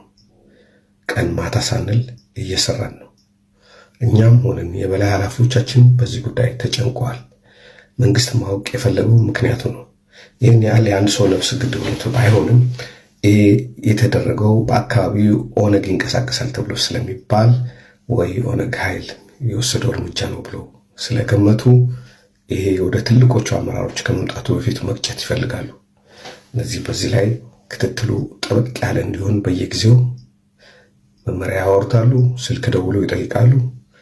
የት ነህ? ምን ደርሰሃል? ምን እያደረግክ ነው? አንዳንዴ መዝገቡን ይዘህና እንየው ይላሉ። እኛም ከታች ከላይ እሳት እንደሚነድበት ድፎ ዳቦ እየነደድን ስራችንን ለመስራት እየሞከርን ነው። አንዳንዴ ምሳችንን፣ እራታችንን የምንረሳበት ጊዜ ነበር። ቡና ከመጠጣት ያለፈ ጊዜ ሳይኖረን በዚህ ጊዜ ሙሉ ኃይላችንን እያፈሰስን እንሰራ ነበር። ይህ የፖሊስ ገዳይ ይቀጥላል። ባለፈው በ15 የጠንቋይ ቤቶች ላይ የመደብናቸው የፖሊስ አባላት ማድረግ ያለባቸውን ሁሉ አድርገዋል። በሰጠናቸው መመሪያ መሰረት ከእያንዳንዱ ጠንቋይ ቤት የሚካድሙ፣ የሚሰሩ፣ የሚያስተዳድሩ ሰዎችን እያገኙ አናግረዋል። አንዳንድ ቦታ እንደውም ጠንቋዩን ራሱ የጠየቁ አሉ። እስከዛ ምንም የተገኘ ፍንጭ የለም። በከዘራው በኩልም የመጨረሻ እንጥፍጣፊ ኃይላችንን ጨርሰናል። ስለዚህ በምን መንገድ መሄድ አለብን በሚለው የቀረን መንገድ ልብስ አጣቢዎች ላይ ትኩረት፣ ቤት አከራዮችና ቤት ደላሎች ልብስ አጣቢዎች ላይ ትኩረት እናደርግ ብለን የጋቢውን ክትትልም አጥበበነዋል። ምንም እናውቀው ነገር የለም ቢሉም በ5 ትልልቅ ጠንቋይ ቤቶች በተለይ ወንጀሉ በተፈጸመበት አካባቢ ባለው ዋና ጠንቋይ በሚባለው ሰው ቤት አካባቢ ትኩረት አድርገን ክትትላችን እንድንቀጥል ወስነናል። አሁን ከ80 ምናምን ጠንቋይ ቤቶች ወደ 5 ጠንቋይ ቤት ወርደናል። ከከዘራ ነጋዴና ከከዘራ ሰራተኛ ክትትል ወጥተናል። ነገሩን አንዳንድ አስፍተን የሄድንበትን እያጠበብን ማትኮር ባለብን ነገሮች ማትኮር ጀምረናል። ከሟች ጋር ቂም በቀል የቆየ የመገዳደል አንዱ ዘር አንዱን ያጠቃበት ታሪክ ፈልገን አላገኘንም። በሱ ወገን በአባቱም በእናቱም ወገን በዚህ ሁኔታ የሚፈላለግ በነፍስ የሚፈላለግ ሌላ ጎሳ እንደሌለ አረጋግጠናል። አብሮት በተመደበው ፖሊስ ራሱም ይህን ሰውዬ ሊገል የሚችልበት በቂ ምክንያት እንደሌለም በዛ በኩልም የሚያሳዩ ፍንጮች ወደ መደምደሚያ የሚደርሱ ነበሩ። የተተኮሰበት ጥይትና ሰውዬ የሞተበት ጥይት ተመርምሮ ፖሊሱ ሀጎስ የሞተው በሽጉጥ በተተኮሰ ጥይት መሆኑን ተረጋግጠዋል። በዛች ቦታ ላይ የተሰበሰቡ ማስረጃዎች በማገጣጠም እሱን ከ7 ሜትር ላይ በተተኮሰ ጥይት እንደሞተ የፌዴራል ፖሊስ ፎረንሲክ ባለሙያዎች፣ ከፍተኛ ኤክስፐርቶች መደምደሚያ ሰጥተዋል። ስለዚህ በክላሽ ተገሏል የሚለውን ወይም ደግሞ ክላሽ ሊመታ ይችላል የሚለውን አንድ ሀሳብ ቀሎልናል ማለት ነው። እያጠበብ ነው። ምርመራው እየጠበበ እየመጣ ነው። በልብስ አጣቢዎቹ በኩል ግን የተለያዩ አንዳንዶቹ ይህን ጋቢ ያጠብኩት ይመስለኛል፣ ግን ከማን ቤት እንዳጠብኩት አላስታውስም ይላሉ። አንዳንዶቹ ደግሞ ይህን ጋቢ አላጠብኩም፣ ጭራሽ ጋቢ የሚባል አላጠብኩም የሚሉም አሉ። ከዛ ጋቢ የሚባል አላጠብኩም የሚሉትን ትተን ጋቢ ያጥበው የማን እንደሆነ የማያስታውሱትን ብቻ ለይተን ከነሱ ጋር ኮሚኒኬሽን ማድረጋችን ቀጥለናል። ቤት አከራዮችን በማነጋገር ደረጃ በግል እየጠራን ቤታቸው በጣም ጥርጣሬ ያደረብንና ከሟች አካባቢ በተለይ ቀበሌ 01፣ 03 እና 02 የሚባሉት ቅርብ ለቅርብ ያሉት ቀበሌዎች ላይ ያሉትን የአጎራባች አከራዮችን ትኩረት አድርገን እናንተ ቤት ማን ነው የተከራየው? የተከራዩ ስም ማን ነው? በምን ውል ነው የተዋዋላችሁት? ማን ነው ያገናኛችሁ? የሚል ትኩረት አድርገን እየጠየቅን ነው። በዚህ ሂደት በ9 ወንድ ተከራዮች ላይ ትኩረት አድርገን ክትትል ጨምረናል። 9 ወንዶች እድሜያቸው ከ20 ቤት እስከ 50 የሚደርሱ ናቸው። አንዳንዶቹ በአካባቢ ሰው የሚታወቁ ቢሆኑም እኛ ግን ከጥርጣሬያችን ውጭ ሊሆኑ አልቻሉም። ከነዚህ ከ9 ውስጥ 5ቱ ግን በሌላው ማህበረሰብ የሚታወቁ አልነበሩም። መቼ ገብቶ መቼ እንደሚወጡ አንዳንዴ ለሳምንታትም የተከራዩበት ቤት የማይመጡ ረጅም ስራ ሌላ ቦታ ሄደውን የሚመለሱ እንደሆኑ ስለተነገረን 5ቱ ላይ ጆሮአችን፣ አይናችንም ፀጉራችንም ቆሟል። ሆኖም ግን ለተጨባጭ የሆነ ተጠርጣሪን ለመለየት የሚያበቃ ማስረጃ ስላልነበረን ክትትሉን ቆይተናል። መቀጠል እንገኛለን። እነዛ 5ቱን በተለይ ያየናቸው ቤት አከራዮችና እዛ ቤት ያሉ ወይም ሌሎች ተከራዮች ወይ የቤተሰቡ አባላት ላይ ትኩረት አድርገን ክትትል ማድረግ ጀመርን። የተከራዩት ወንዶች እስከሆኑ ድረስ እዛ ቤቶች ደግሞ ሴት ልጃገረዶች ካሉ ከእነሱ ጋር የቀረበ ግንኙነት ሊኖራቸው ስለሚችል በሴት ልጃገረዶች በአከራይ ሴቶች ላይ ትኩረት ማድረግ ጀምረናል። ሁኔታው በዚህ ሂደት እየተካሄደ ነው።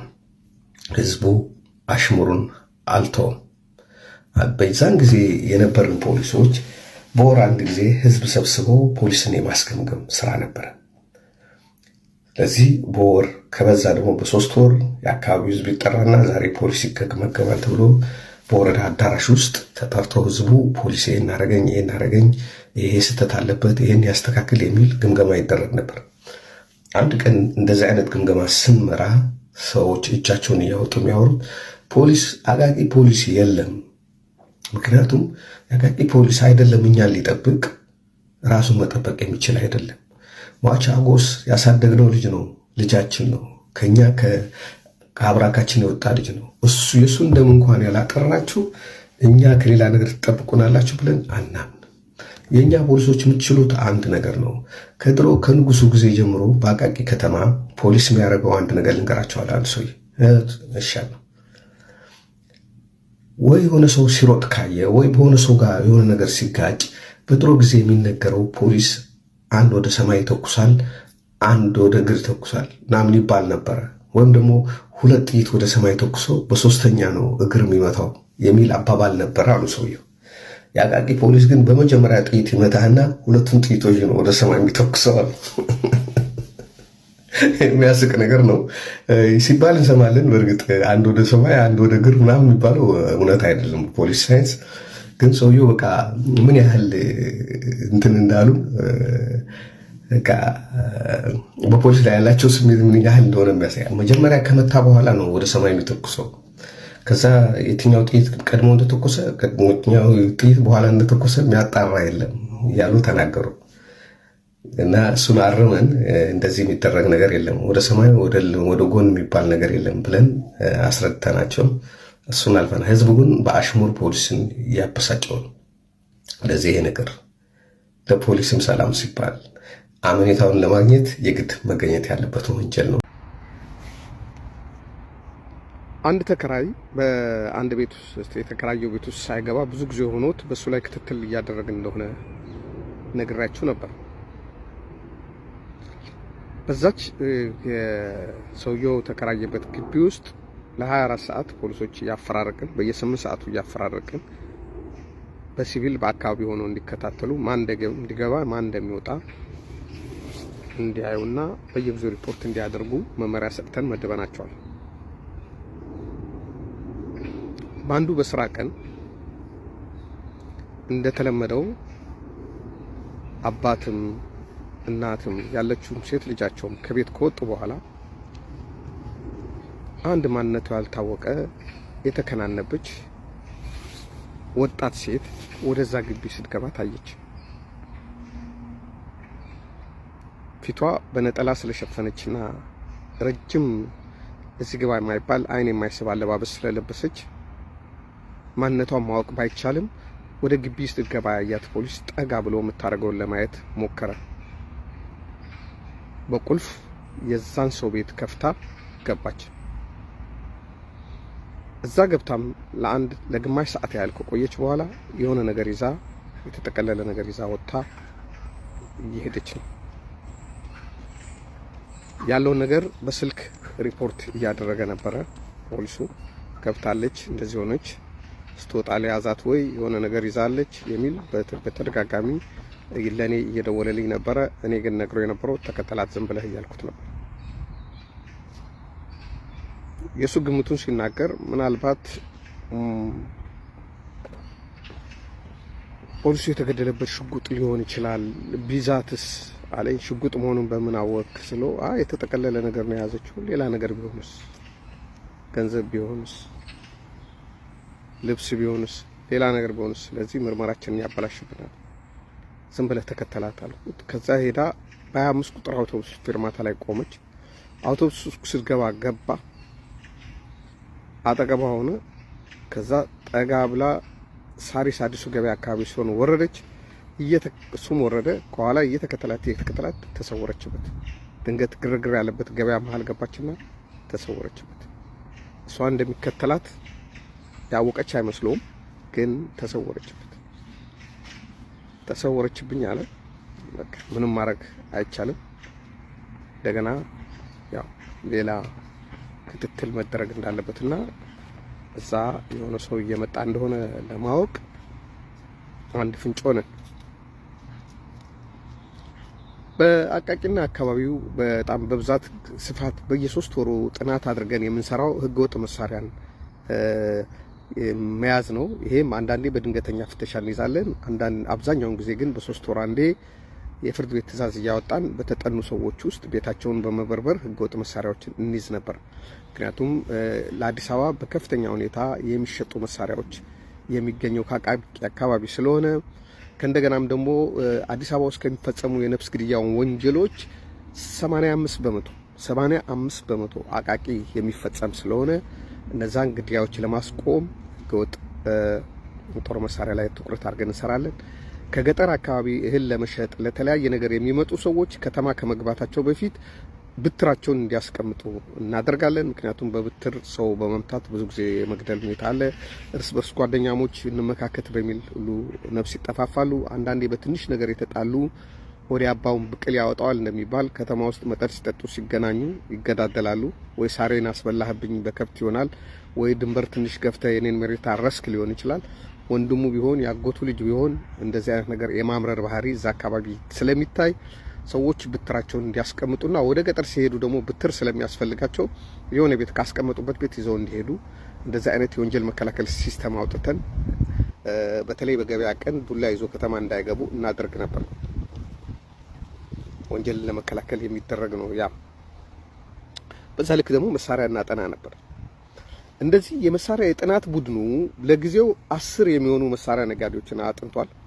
በከተማውና በአካባቢው ባሉ ቀበሌዎች አጥንቷል። በእያንዳንዱ ላይ ያው ኦፕሬሽን ለማድረግ ፍተሻ ለማድረግ ዝግጅት ተደርጓል። እንደዚህ አይነት ፍተሻ የሚደረገን ፖሊሶች ፖሊስ ጣቢያ እንዲያድሩ ይደረጋል።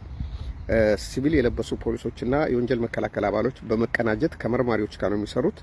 በእያንዳንዱ ቦታ ላይ 1 መርማሪና 2 የክትትል አባልና 3 እና 4 የፖሊስ በደንብ የታጠቁ የፖሊስ ተወርዋሪ ኃይሎች በመመደብ ሌሊት 8 ሰዓት ሄዶ ቦታውን በመክበብና በማድፈጥ ሰዎቹ ሲነጋ በር ሲከፍቱ የፍርድ ቤት ትዕዛዙን ይዞ በመሄድ ልክ 12 ሰዓት ከሆነ ካለፈ በኋላ 12 ከሩብ ከ10 ሲሆን በመሄድ ጠዋት ማለት ነው ያው የፍርድ ቤቱን ትዕዛዝ በማሳየት በመበርበር መሳሪያ የመያዝ ልምድ ነበረ። ይህን ኦፕሬሽን ለመምራት በፖሊስ ጣቢያ ተገኝተናል። እናም የት ቦታ እንደሚሄዱ የት ቦታ በስንት ሰዓት ፍተሻው ማድረግ እንዳለባቸው ስንት ሰዓት ላይ ቦታ ይዞ እንደሚቀመጡ ከፍተሻው የት ቦታ መፈተሽ እንዳለባቸው መሳሪያውን ካገኙ ሰውየውንና መሳሪያውን የቤቱን ባለቤትና መሳሪያውን ማምጣትና እዚህ ቃል መቀበል እንዳለባቸው ያን መመሪያ ሰጥተን እኔ ደግሞ ከበድ የሚል ወይም ደግሞ ይታኮሳሉ መሳሪያችንን አንሰጥ ወይም ደግሞ ከዚህ በፊት በኃይለኝነት የሚታወቁት ያሉበት ቦታ ላይ ከአባሎች ጋር ይገኛሉ እና ይህንን ኦፕሬሽን አቅደን በሰራ ነው ብርበራ ከ10 ቤቶች ውስጥ ወደ 13 ሽጉጦችና 4 ክላሽንኮቭ ጠመንጃዎች የተለያዩ ጥይቶችን አግኝተናል። ከየትኛው ቤት ምን እንደተገኘ የአይን ምስክሮች ባሉበት የአካባቢ ሽማግሌዎች ባሉበት ከዛ ቤት የተገኘውን ነገር በመያዝ ማስረጃ ምስክር በማድረግ እነዛን ሰዎችን ተጠርጣሪዎችን ወደ ፖሊስ ጣቢያ በማምጣት እንመረምራለን። ከነዚህ ከተያዙት ሽጉጦች ውስጥ 3 ማካሮቭ 3 ባሬታ የሚባሉ ሽጉጦችና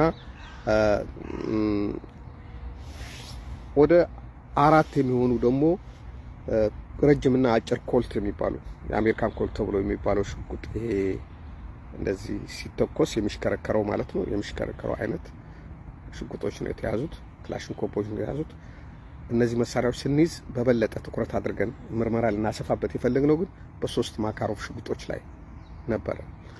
ምክንያቱም ፖሊሱ የሞተው በማካሮቭ ሽጉጥ ነው የሚል የላቦራቶሪ ምርመራ ስላለን ያቺ ቦታው ላይ የተገኘችው ቀለህና እርሳስ እንደገናም ሰውየው በጥይት የተመታበት ደረቱ የተመታበት የገደለው ጥይት የማካሮቭ ሽጉጥ የተተኮሰ ስለሆነ ያ እነዚህ ማካሮቭ ሽጉጥ ያላቸውን በተለይ የተገኘባቸውን ሰዎች ልዩ ትኩረት አድርገን ምርመራ እያካሄድን ሌሎችን ቃላቸውን ከሰጡ በኋላ ለቀናቸው እነዚህ ላይ ቀጠሮ ጠይቀን ምርመራ ጀምረናል።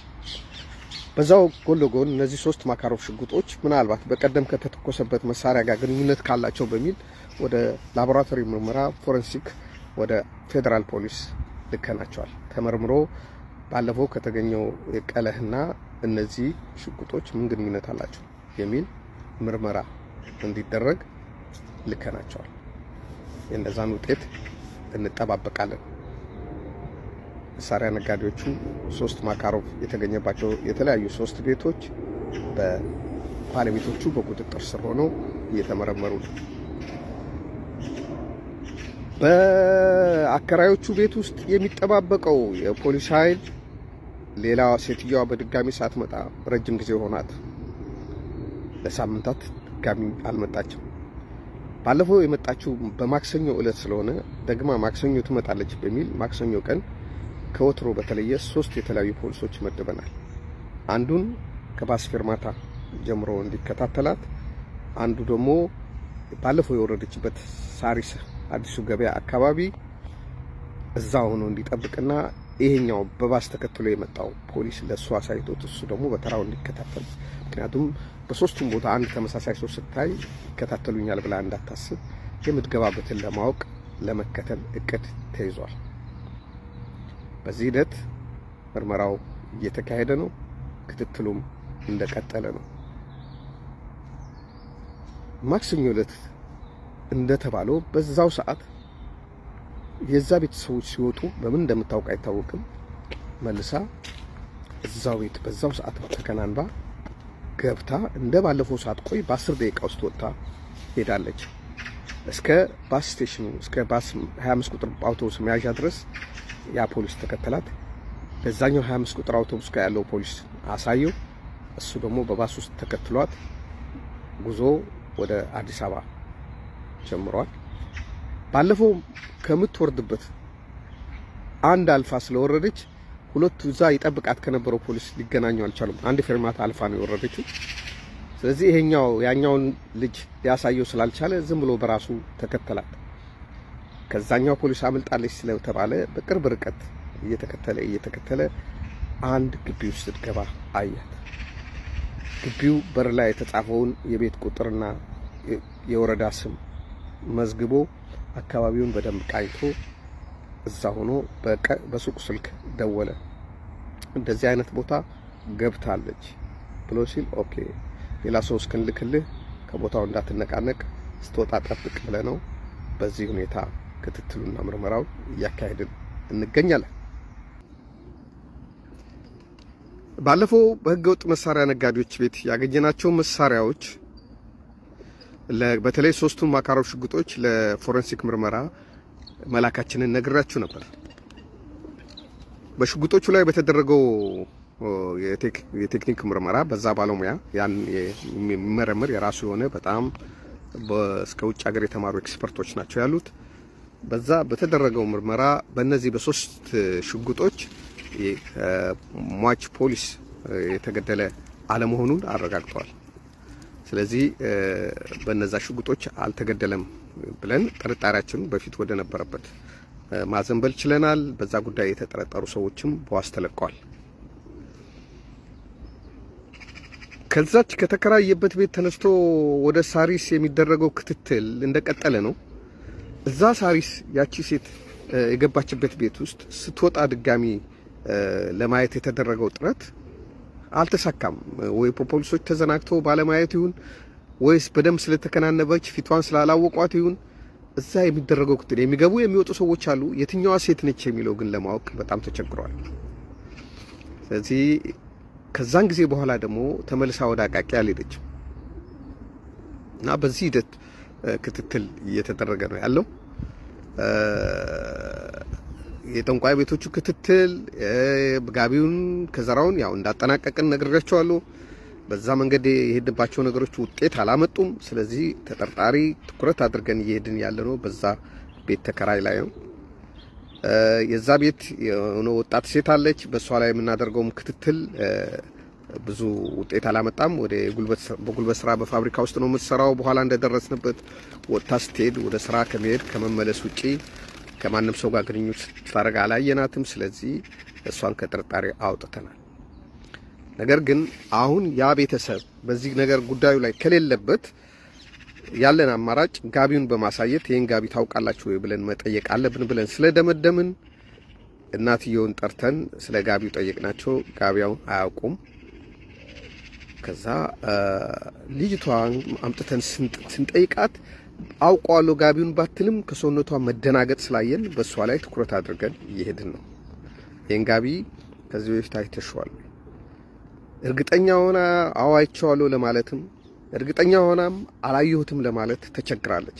ምናልባት ውስጧ ምን እንደሚሰማት ባናውቅም ምናልባት ሰውየውን ጋቢው የሱ ነው ብዬ ችግር ውስጥ ከቶ ይሆን ወይም ደግሞ ተሳስቼ የሱ ባልሆነ ችግር ውስጥ ከቶ ይሆን ብላ ጠርጥራ እንደሆነ አናውቅም። ግን ለመናገር አንድ ነገር እንደምታውቅና ለመናገር እንዳልፈለገች ግን አውቀናል።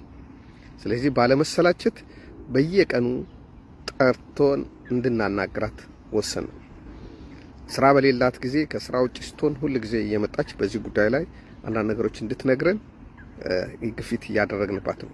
ጭቅጭቁ ሲበዛባት ምናልባት እውነቱን ትነግረናለች ብለን አስበናል።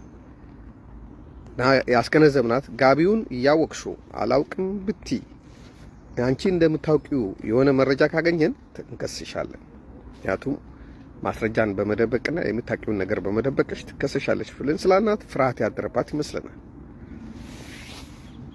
በዚህ ክትትል ላይ የነበሩን በስፋት የጀመርነው ነገር እያጠበብነው እዛ ቤት ሳሪስ አዲሱ ገበያ አካባቢ ያለው ቤት ላይ ፎከስ አድርገን እየሄድን በዛ ክትትል ላይ ነን።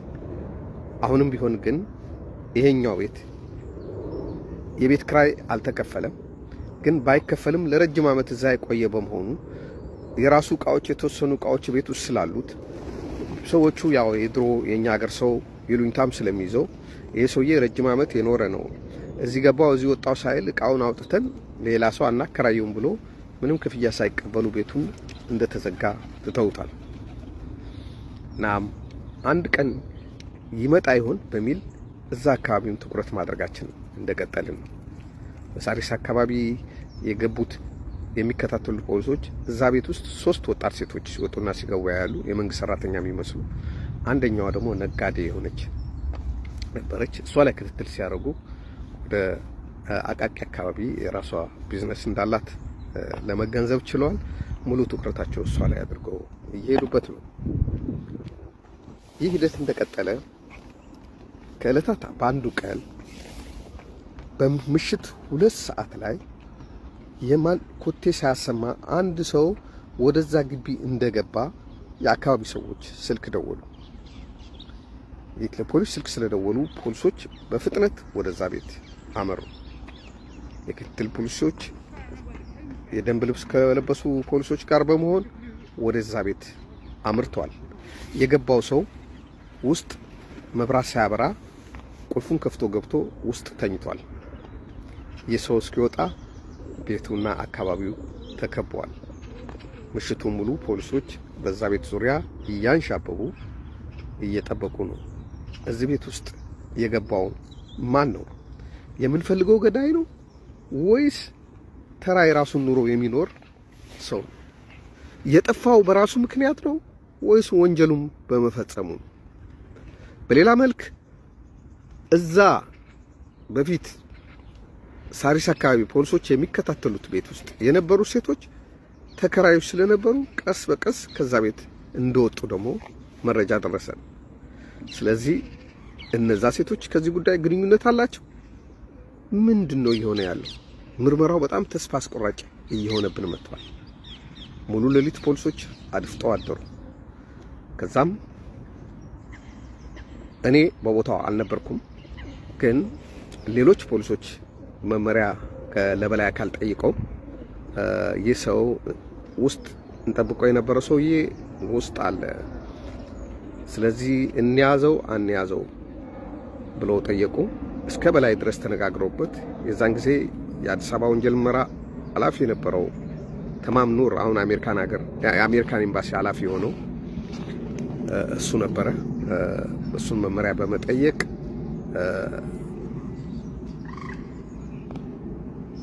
እርምጃ እንዲወስዱ ተነገራቸው። ጠዋት 12 ሰዓት ሲሆን በመግባት ጊዜያዊ የፍርድ ቤት ትዕዛዝ በስልክ በመቀበል ሰውየውን በቁጥጥር ስር አዋሉት። ሰውየውን በቁጥጥር ስር አውሎ ወደ ፖሊስ ጣቢያ ይዘውት ሄደዋል። ፖሊስ ጣቢያም አንዳንድ ከህይወት ታሪኩ ጀምሮ አንዳንድ ቃሎች እንዲሰጥ በዚህ ጉዳይ ላይ ምንም ጥያቄ ሳይቀርብለት ግን ስለሱ ለማወቅ ጥረት መደረግ ጀመረ። የት እንደተወለደ፣ ማን እንደሆነ፣ ምን ያህል ጊዜ እዚህ እንደኖረ፣ እዚህ ደግሞ የሚተዳደረው በምን ስራ ነው፣ የሱ ቤተሰቦች የት አሉ፣ ከነሱ ተለይቶ የሚኖርበት ምክንያት ምንድነው፣ በአካባቢው እሱ በተወለደበት አካባቢስ ምን የፈጸመው ነገር አለ፣ ለምንስ እዚህ መሸሸግ አስፈለገው፣ ከእንደገናም ከሰሜን ሸዋ መጥቶ እዚህ የሚኖረው ባልጠፋ ቦታ ለምንድን ነው በሚለው ነገር ላይ ሰፋ ያለ ዝም ዙሪያውን ብቻ ስለ ሞት ስለ ግድያው ሳይነሳ ቃሉ የመቀበልና በጥያቄ የማፋጠጥ ስራ ፖሊሶች እየሰሩ ነው። እሱ ግን ነጋዴ የእህል ነጋዴ መሆኑን ከመናገር ውጪ በምንም ወንጀል ላይ የማይሳተፍ ሰላማዊ ሰው እንደሆነ ቃሉ ሰጥቷል።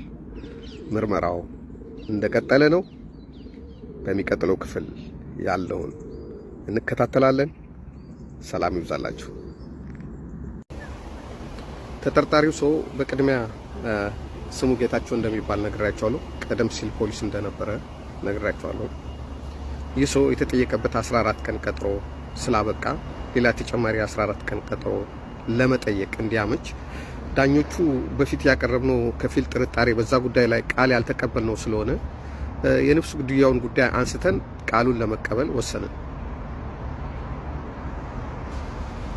ጎን ለጎን እሱ ከተያዘ በኋላ የሚመጡት ፍንጮች የተሻሉ ነበሩ። ቤቱን ለረጅም ጊዜ ዘግቶ ከማስቀመጥ የፍርድ ቤት ትዕዛዝ አውጥተን በርብረን ውስጡ የምናገኘውን ነገር እንይ በሚል የተከራየውን ቤት በረበርን። እሱን ስንበረብር ከስልክ ቁጥሮችና ከተወሰኑ ገንዘቦች እና የሱ ማስታወሻዎች፣ ልብሶች በስተቀር የጦር መሳሪያ አላገኘንም። የጦር መሳሪያ ምልክት የሚሆን ነገር አላገኘንም።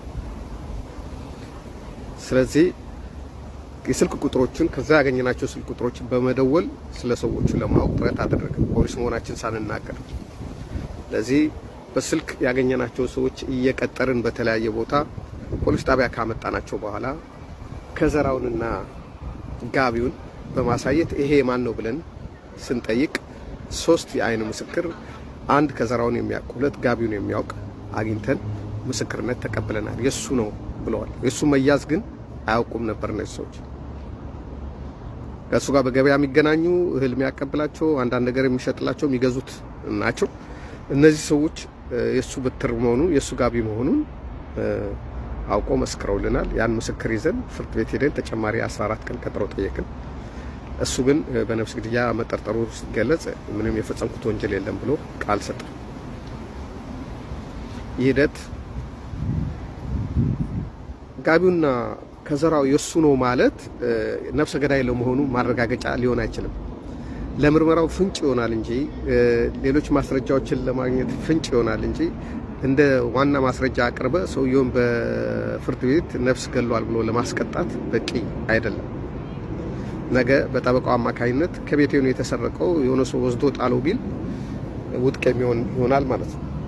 እዚህ ሌሎች መነሻ ልናረጋቸውና እነዚህ መነሻ አድርገን ሌሎች እሱን ሊያስቀጡ የሚችሉ ጠንከር ያሉ ማስረጃዎች ወደ መፈለግ ትኩረት አድርገን እየሄድን ነው።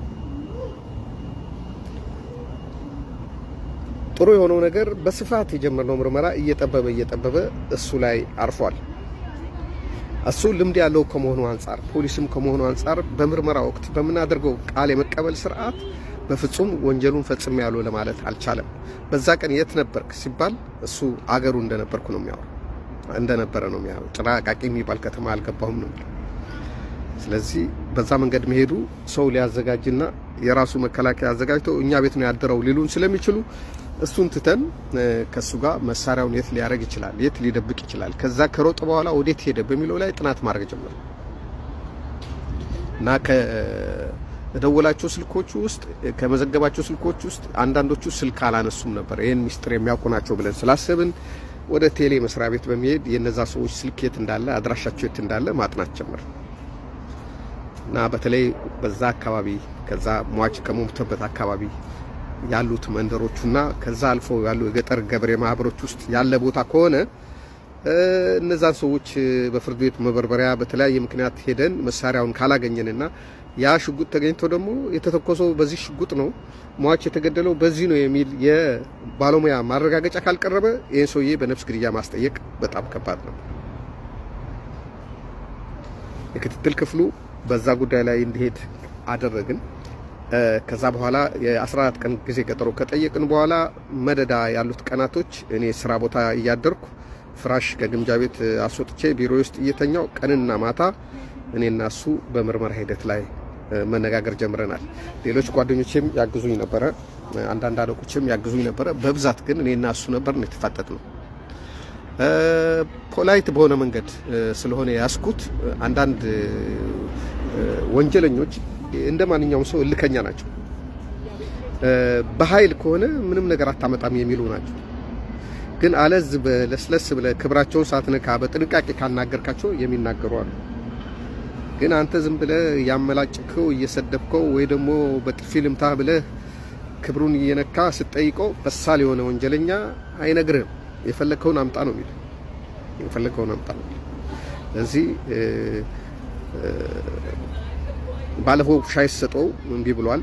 በሚቀጥለው ቡና ነበር እኔ የምጠጣው ሌሊት ቡና እንድሰጠው ጠይቀኝ። አልሰጥህም አልኩት በተራዬ። ምክንያቱም ባለፈው እኔ ፈልጌ ስጋብዝህ አንተ እምቢ ብለሃል። አሁን ደግሞ እኔ አልሰጥህም፣ ምክንያቱም እንድትዳከም ነው የምፈልገው እንጂ እንድትነቃ አይደለም። 3 ቀን መደዳ እንቅልፍ በአይኑ አልዞረም እሱ። እኔ ለተወሰነ ሰዓት ስተኛ ጓደኞቼ ይተኩኝ ነበር፣ እንፋጠጣለን። የተለያዩ ጥያቄዎችን ጠይቀዋለሁ። ከህይወት ታሪኩ ጀምሮ ባለው ነገር የዛን ጊዜ በተፈጠረው ነገር በሁሉ ነገር ጥያቄዎች ጠይቀዋለሁ። ጠዋት ባለ ጉዳይ ስለሚመጣና ሰው ስለሚያየው አንድ ባዶ እስር ቤት ውስጥ እዛ አስገባዋል። እዛ ባዶ እስር ቤት ሽንት ቤት ሲወጣ ሽንት ቤት ይወጣል፣ ምግብ ሲቀርብለት ምግብ ይቀርባል እንጂ ከማንም የሚነጋገረው ሰው የለም። በጣት የምንቆጠር 3 ወይም 4 የምንሆን ጉዳዩን የያዝን ሰዎች ብቻ ነው የምናናግረው። መሰረታዊ የሚያስፈልጉት ነገሮች በሰዓቱ ቁርሱን፣ ምሳውን፣ ራቱን ከእንደገና በሽንት ቤት መውጣት ሲፈልግ ሽንት ቤት ብሎ በር ሲመታ ሲጣራ ሽንት ቤት ይወጣል። በልዩ ስልጠና ላይ የነበረ ሰው ስለሆነ እንዳያመልጥ ልዩ ጥንቃቄ እየተደረገ ነው ሽንት ቤት የሚሄደው እና በዚህ ሂደት ጥያቄዎች ለሱ እየቀረበለት እየመለሰ ሳምንታት አለፉ። ልክ በተያዘ በአንድ ወር ከ13ኛ ቀን ላይ በተከታታይ 2 ቀን ሳንተኛ እኔም እሱም በዚህ ጉዳይ ላይ ስንነጋገር ስንጠይቅ እኔ ስጠይቀው እሱ ላለመመለስ ሲሞክር አንዳንድ ነገሮች ትስል አናገረኛ ያናገርኩ ነው ስማኝ እያልኩት አንዳንዴም እየነቀነቅኩት በቃ የመተኛት እድል አልሰጠሁትም። መጨረሻ ላይ በቃ ኡፍ አለና አሁን ገድዬዋለሁ፣ ግን ቂም በቀል የለኝም፣ ምንም ግንኙነት የለኝም። እኔ እሱ የመሰለኝ ወንበዴ ነው የመሰለኝ። ማታ ጨለማ ስለነበረ ለህይወቴ ፈርቼ ገድዬዋለሁ፣ ተኩሼበታለሁ፣ መሞቱን ባላውቅም ተኩሼበታለሁ ብሎ አመነ። ይሄ ሲነግረኝ እኔ በቃ እኔ በተራዬ ሰውነቴን ላባ ጠመቀኝ። ምክንያቱም እሱ ገሎ አምኖ የገደለበትን ሽጉጥ ካልመራ ኬዙ ህይወት አይኖረው። ስለዚህ በጣም ስለደነገጥኩ ከዛች ከፖሊስ ጣቢያ አናት ላይ ከጀርባው የመድኃኔዓለም ቤተክርስቲያን አለች። ለሱ ወረቀትና እስክሪፕቶ ሰጥቼው እኔ አላመንኩም፣ እስቲ እውነት ነው ካልክ እዚህ ላይ ጻፈው ብዬው እኔ እዛ እግዚአብሔርን ላመሰግን ሄድኩ። በቃ ልክ የሆነ ከምጥ እንደምትገላገል ሴት በቃ ያምናል ብዬ ፈጽሞ አላልኩም። ከዛ በኋላ 1 2 ቀን 3 ቀን ቢጨምርበት ተስፋ ቆርጬ ተወው ነበር እና ሄድኩኝ። በቃ ጸሎት አደረኩ። በእንባ ነው ጸሎት ያደረኩት። ከዚህ ነገር ይሄን ጉዳይ የሆነ ልባስ ሳላገኝ አንድ ነገር እንዳይፈጠር እያልኩ በቃ የዛ የልጁ ደም በእኔ ላይ እንዳለ አድርጌ ነበር ማስበው። ምክንያቱም ብዙ ጊዜ የነፍስ ግድያ ወንጀል ስታመረምሩ የሞቶ ሰውዬ ከአስክሬኑ ላይ የተነሳው ፎቶ አወዳደቁ፣ የተመታበት ጥይት ሙሉ ታሪኩ መዝገቡ ላይ ስለሚያያዝ አንድ መዝገብ እንደዚህ በገለጻችሁ ቁጥር የሰውየው ፊት ለፊት ነው የሚጋፈጣችሁ። ምን አደረግከው ጉዳይን ይላችኋል። ፎቶ፣ ምስሉ፣ አስክሬኑ ይጠይቃችኋል። በዛ ላይ እንደዚህ የምታውቁት አብሯችሁ ይሰራ የነበረ በቅርብ የምታውቁት ሰው ሲሆን ደግሞ የበለጠ ነው ስሜቱ። ልክ የወንድምህን ጉዳይ እንደምትመረምር አይነት ነገር ነው የሚሰማ። በዛን ጊዜ በጣም ከፍተኛ ስሜት ውስጥ ገባው። እጄ ጸሎት አሮኩ፣ ተመልሼ መጣው። እሱ የተወሰኑ ነገሮችን ጽፎ ነበረ። በራሱ እጅ ጽሁፍ የጻፈው እንዲጽፍ ያደረኩበት ምክንያት ነገ ተደብድቤ ነው እንደዚህ ተደርጌ ነው ብሎ ሊክድ ስለሚችል ቢያንስ የእጅ ጽሁፉ የሚመረመርና በሰነድ ሊረጋገጥ የሚችል ስለሆነ እሱን አስፈረምኩት። በራሱ የጻፈውን ጥቂት ነገር ቢሆን እሱን አነሳሁና ዝርዝር ቃሉን ተቀበልኩት። ሽጉጡን የት እንዳስቀመጠ፣ ማን ጋር እንዳስቀመጠ፣ ከዛ ከተኮሰ በኋላ ወዴት እንደሄደ፣ የት እንደተደበቀ ዝርዝር ቃሉን ተቀበልኩት። ዝርዝር ቃሉን ተቀብዬው አሁንም አላለቀም። ምክንያቱም ያ የተገደለበት ሽጉጥ ካልያዝን አሁንም ማስረጃው ሙሉ አይሆንም። የሱ ቃል ነገ ሊክድ ይችላል። ቃሉን በመቀበልበት ጊዜ ሶኒ መቅረጸ ድምጽ ጠረጴዛ ውስጥ አርጌ ስለነበረ ሙሉ ቃሉን ለኔ ቃል ሲሰጠኝ ምንም ተጽዕኖ እንዳልተደረገበት፣ እንዳልተደበደበ፣ ጉዳት እንዳልደረሰበት በሚያሳይ መልኩ ቀርጨው ድምጹን ቀርጨዋለሁ። እሱ በማያይ መልኩ በነፍስ ግድያ የተጠረጠረው ጌታቸው ለፖሊስ ቃሉ ሲሰጥ ግድያውን መፈጸሙን አምኗል። ባለፈው እንደነገርኳችሁ ብዙ ለማመን ቢቸገርም አምኗል።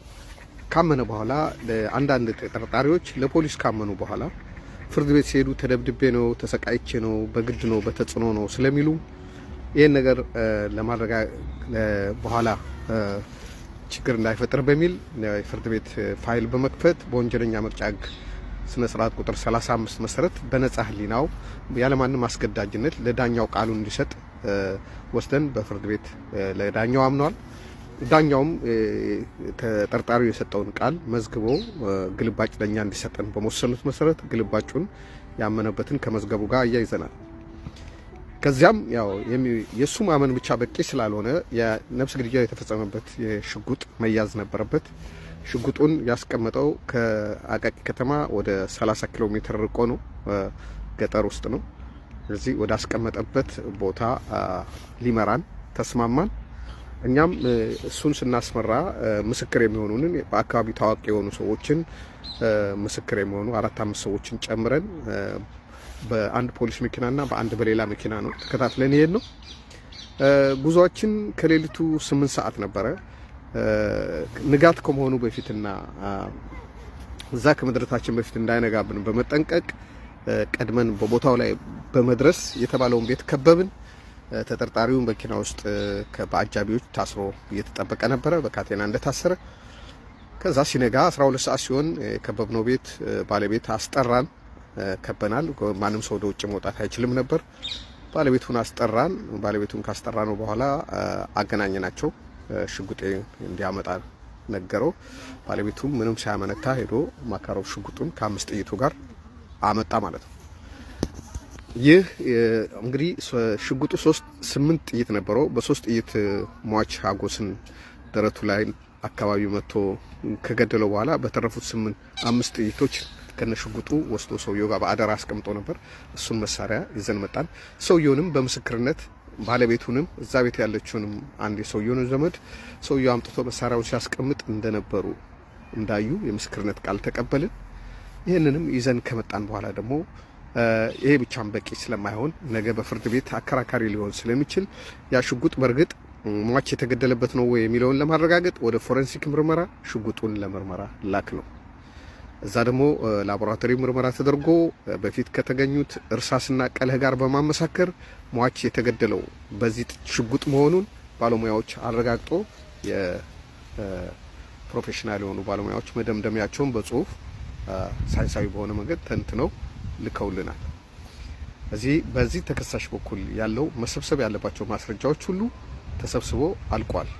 በፊት አናውቅም ያሉ ሰዎች ካቢውና ከዘራውን ደግሞ በእጁ ላይ ማየታቸውን ለብሶት ማየታቸውን የሚያውቁ በከዘራው በኩል 4 ሰው በጋቢ በኩል ሌላ 3 ሰው ምስክር ሆኖ መጥቷል። ከሱ ጋር የሚተዋወቁ ያም ማረጋገጫ አድርገን ይዘናል። ተጠርጣሪው አምነዋል፣ መሳሪያው ተይዟል። አሁን መዝገቡ የተጠናቀቀ ስለሆነ ይህን መዝገብ የማጣራት ስልጣን በህግ የተሰጠው ለአዲስ አበባ ፖሊስ ወንጀል ምርመራ ነፍስ ግድያ ቡድን ስለሆነ እኛ ደግሞ ለነሱ ሩቅ ስለሆነና በቅርበት ራሳችን ለመከታተል አስፈቅደን የሰራነው ስራ ስለሆነ መዝገቡን የተደራጀውን መዝገብ በመውሰድ ከተጠርጣሪው ጋር ለአዲስ አበባ ፖሊስ እናስረክብ። በፊት የታሰረውን የስራ ባልደረባችን ደግሞ አስፈትተን ወደኛ አምጥተናል። አዲስ አበባ ፖሊስም ከኛ የወሰደውን መዝገብ በተወሰነ ማሻሻል ያለበትና መስተካከል ያለበትን አጠራጣሪ የሆኑትን ነገሮች ተመልሶ ምስክሮችን በመጠየቅ መዝገቡን እንደገና በማሳመር ለዞን አቃቤ ሕግ ላከው። አቃቤ ሕግ ደግሞ ተቀብሎ ፋይል ከፈተ። የክስ ቻርጅ ለተከሳሽ በአጭር ጊዜ ውስጥ በ3 ወር በ4 ወር ውስጥ ተጠናቆ የክስ ቻርጅ ቀርቦለት እሱም በማመኑ ዳኛው ግን እሱ በማመኑ ብቻ ፍርድ ሊሰጡ ስላልፈለጉ ለምስክሮች ቀጠሮ ሰጥቶ እነዛ 37 የሚሆኑ በተለያየ ደረጃ ያሉ ምስክሮች ቀርበው መስክረው ከእንደገናም የኤክስፐርቶች የጦር መሳሪያ ምርመራ ያደረጉ ኤክስፐርቶች መስክረው ሁሉም ማስረጃ ከተረጋገጠ በኋላ ተከሳሹ እጁ ከተያዘበት ቀን ጀምሮ የ18 ዓመት እስራት እንዲፈረድበት ወስነዋል።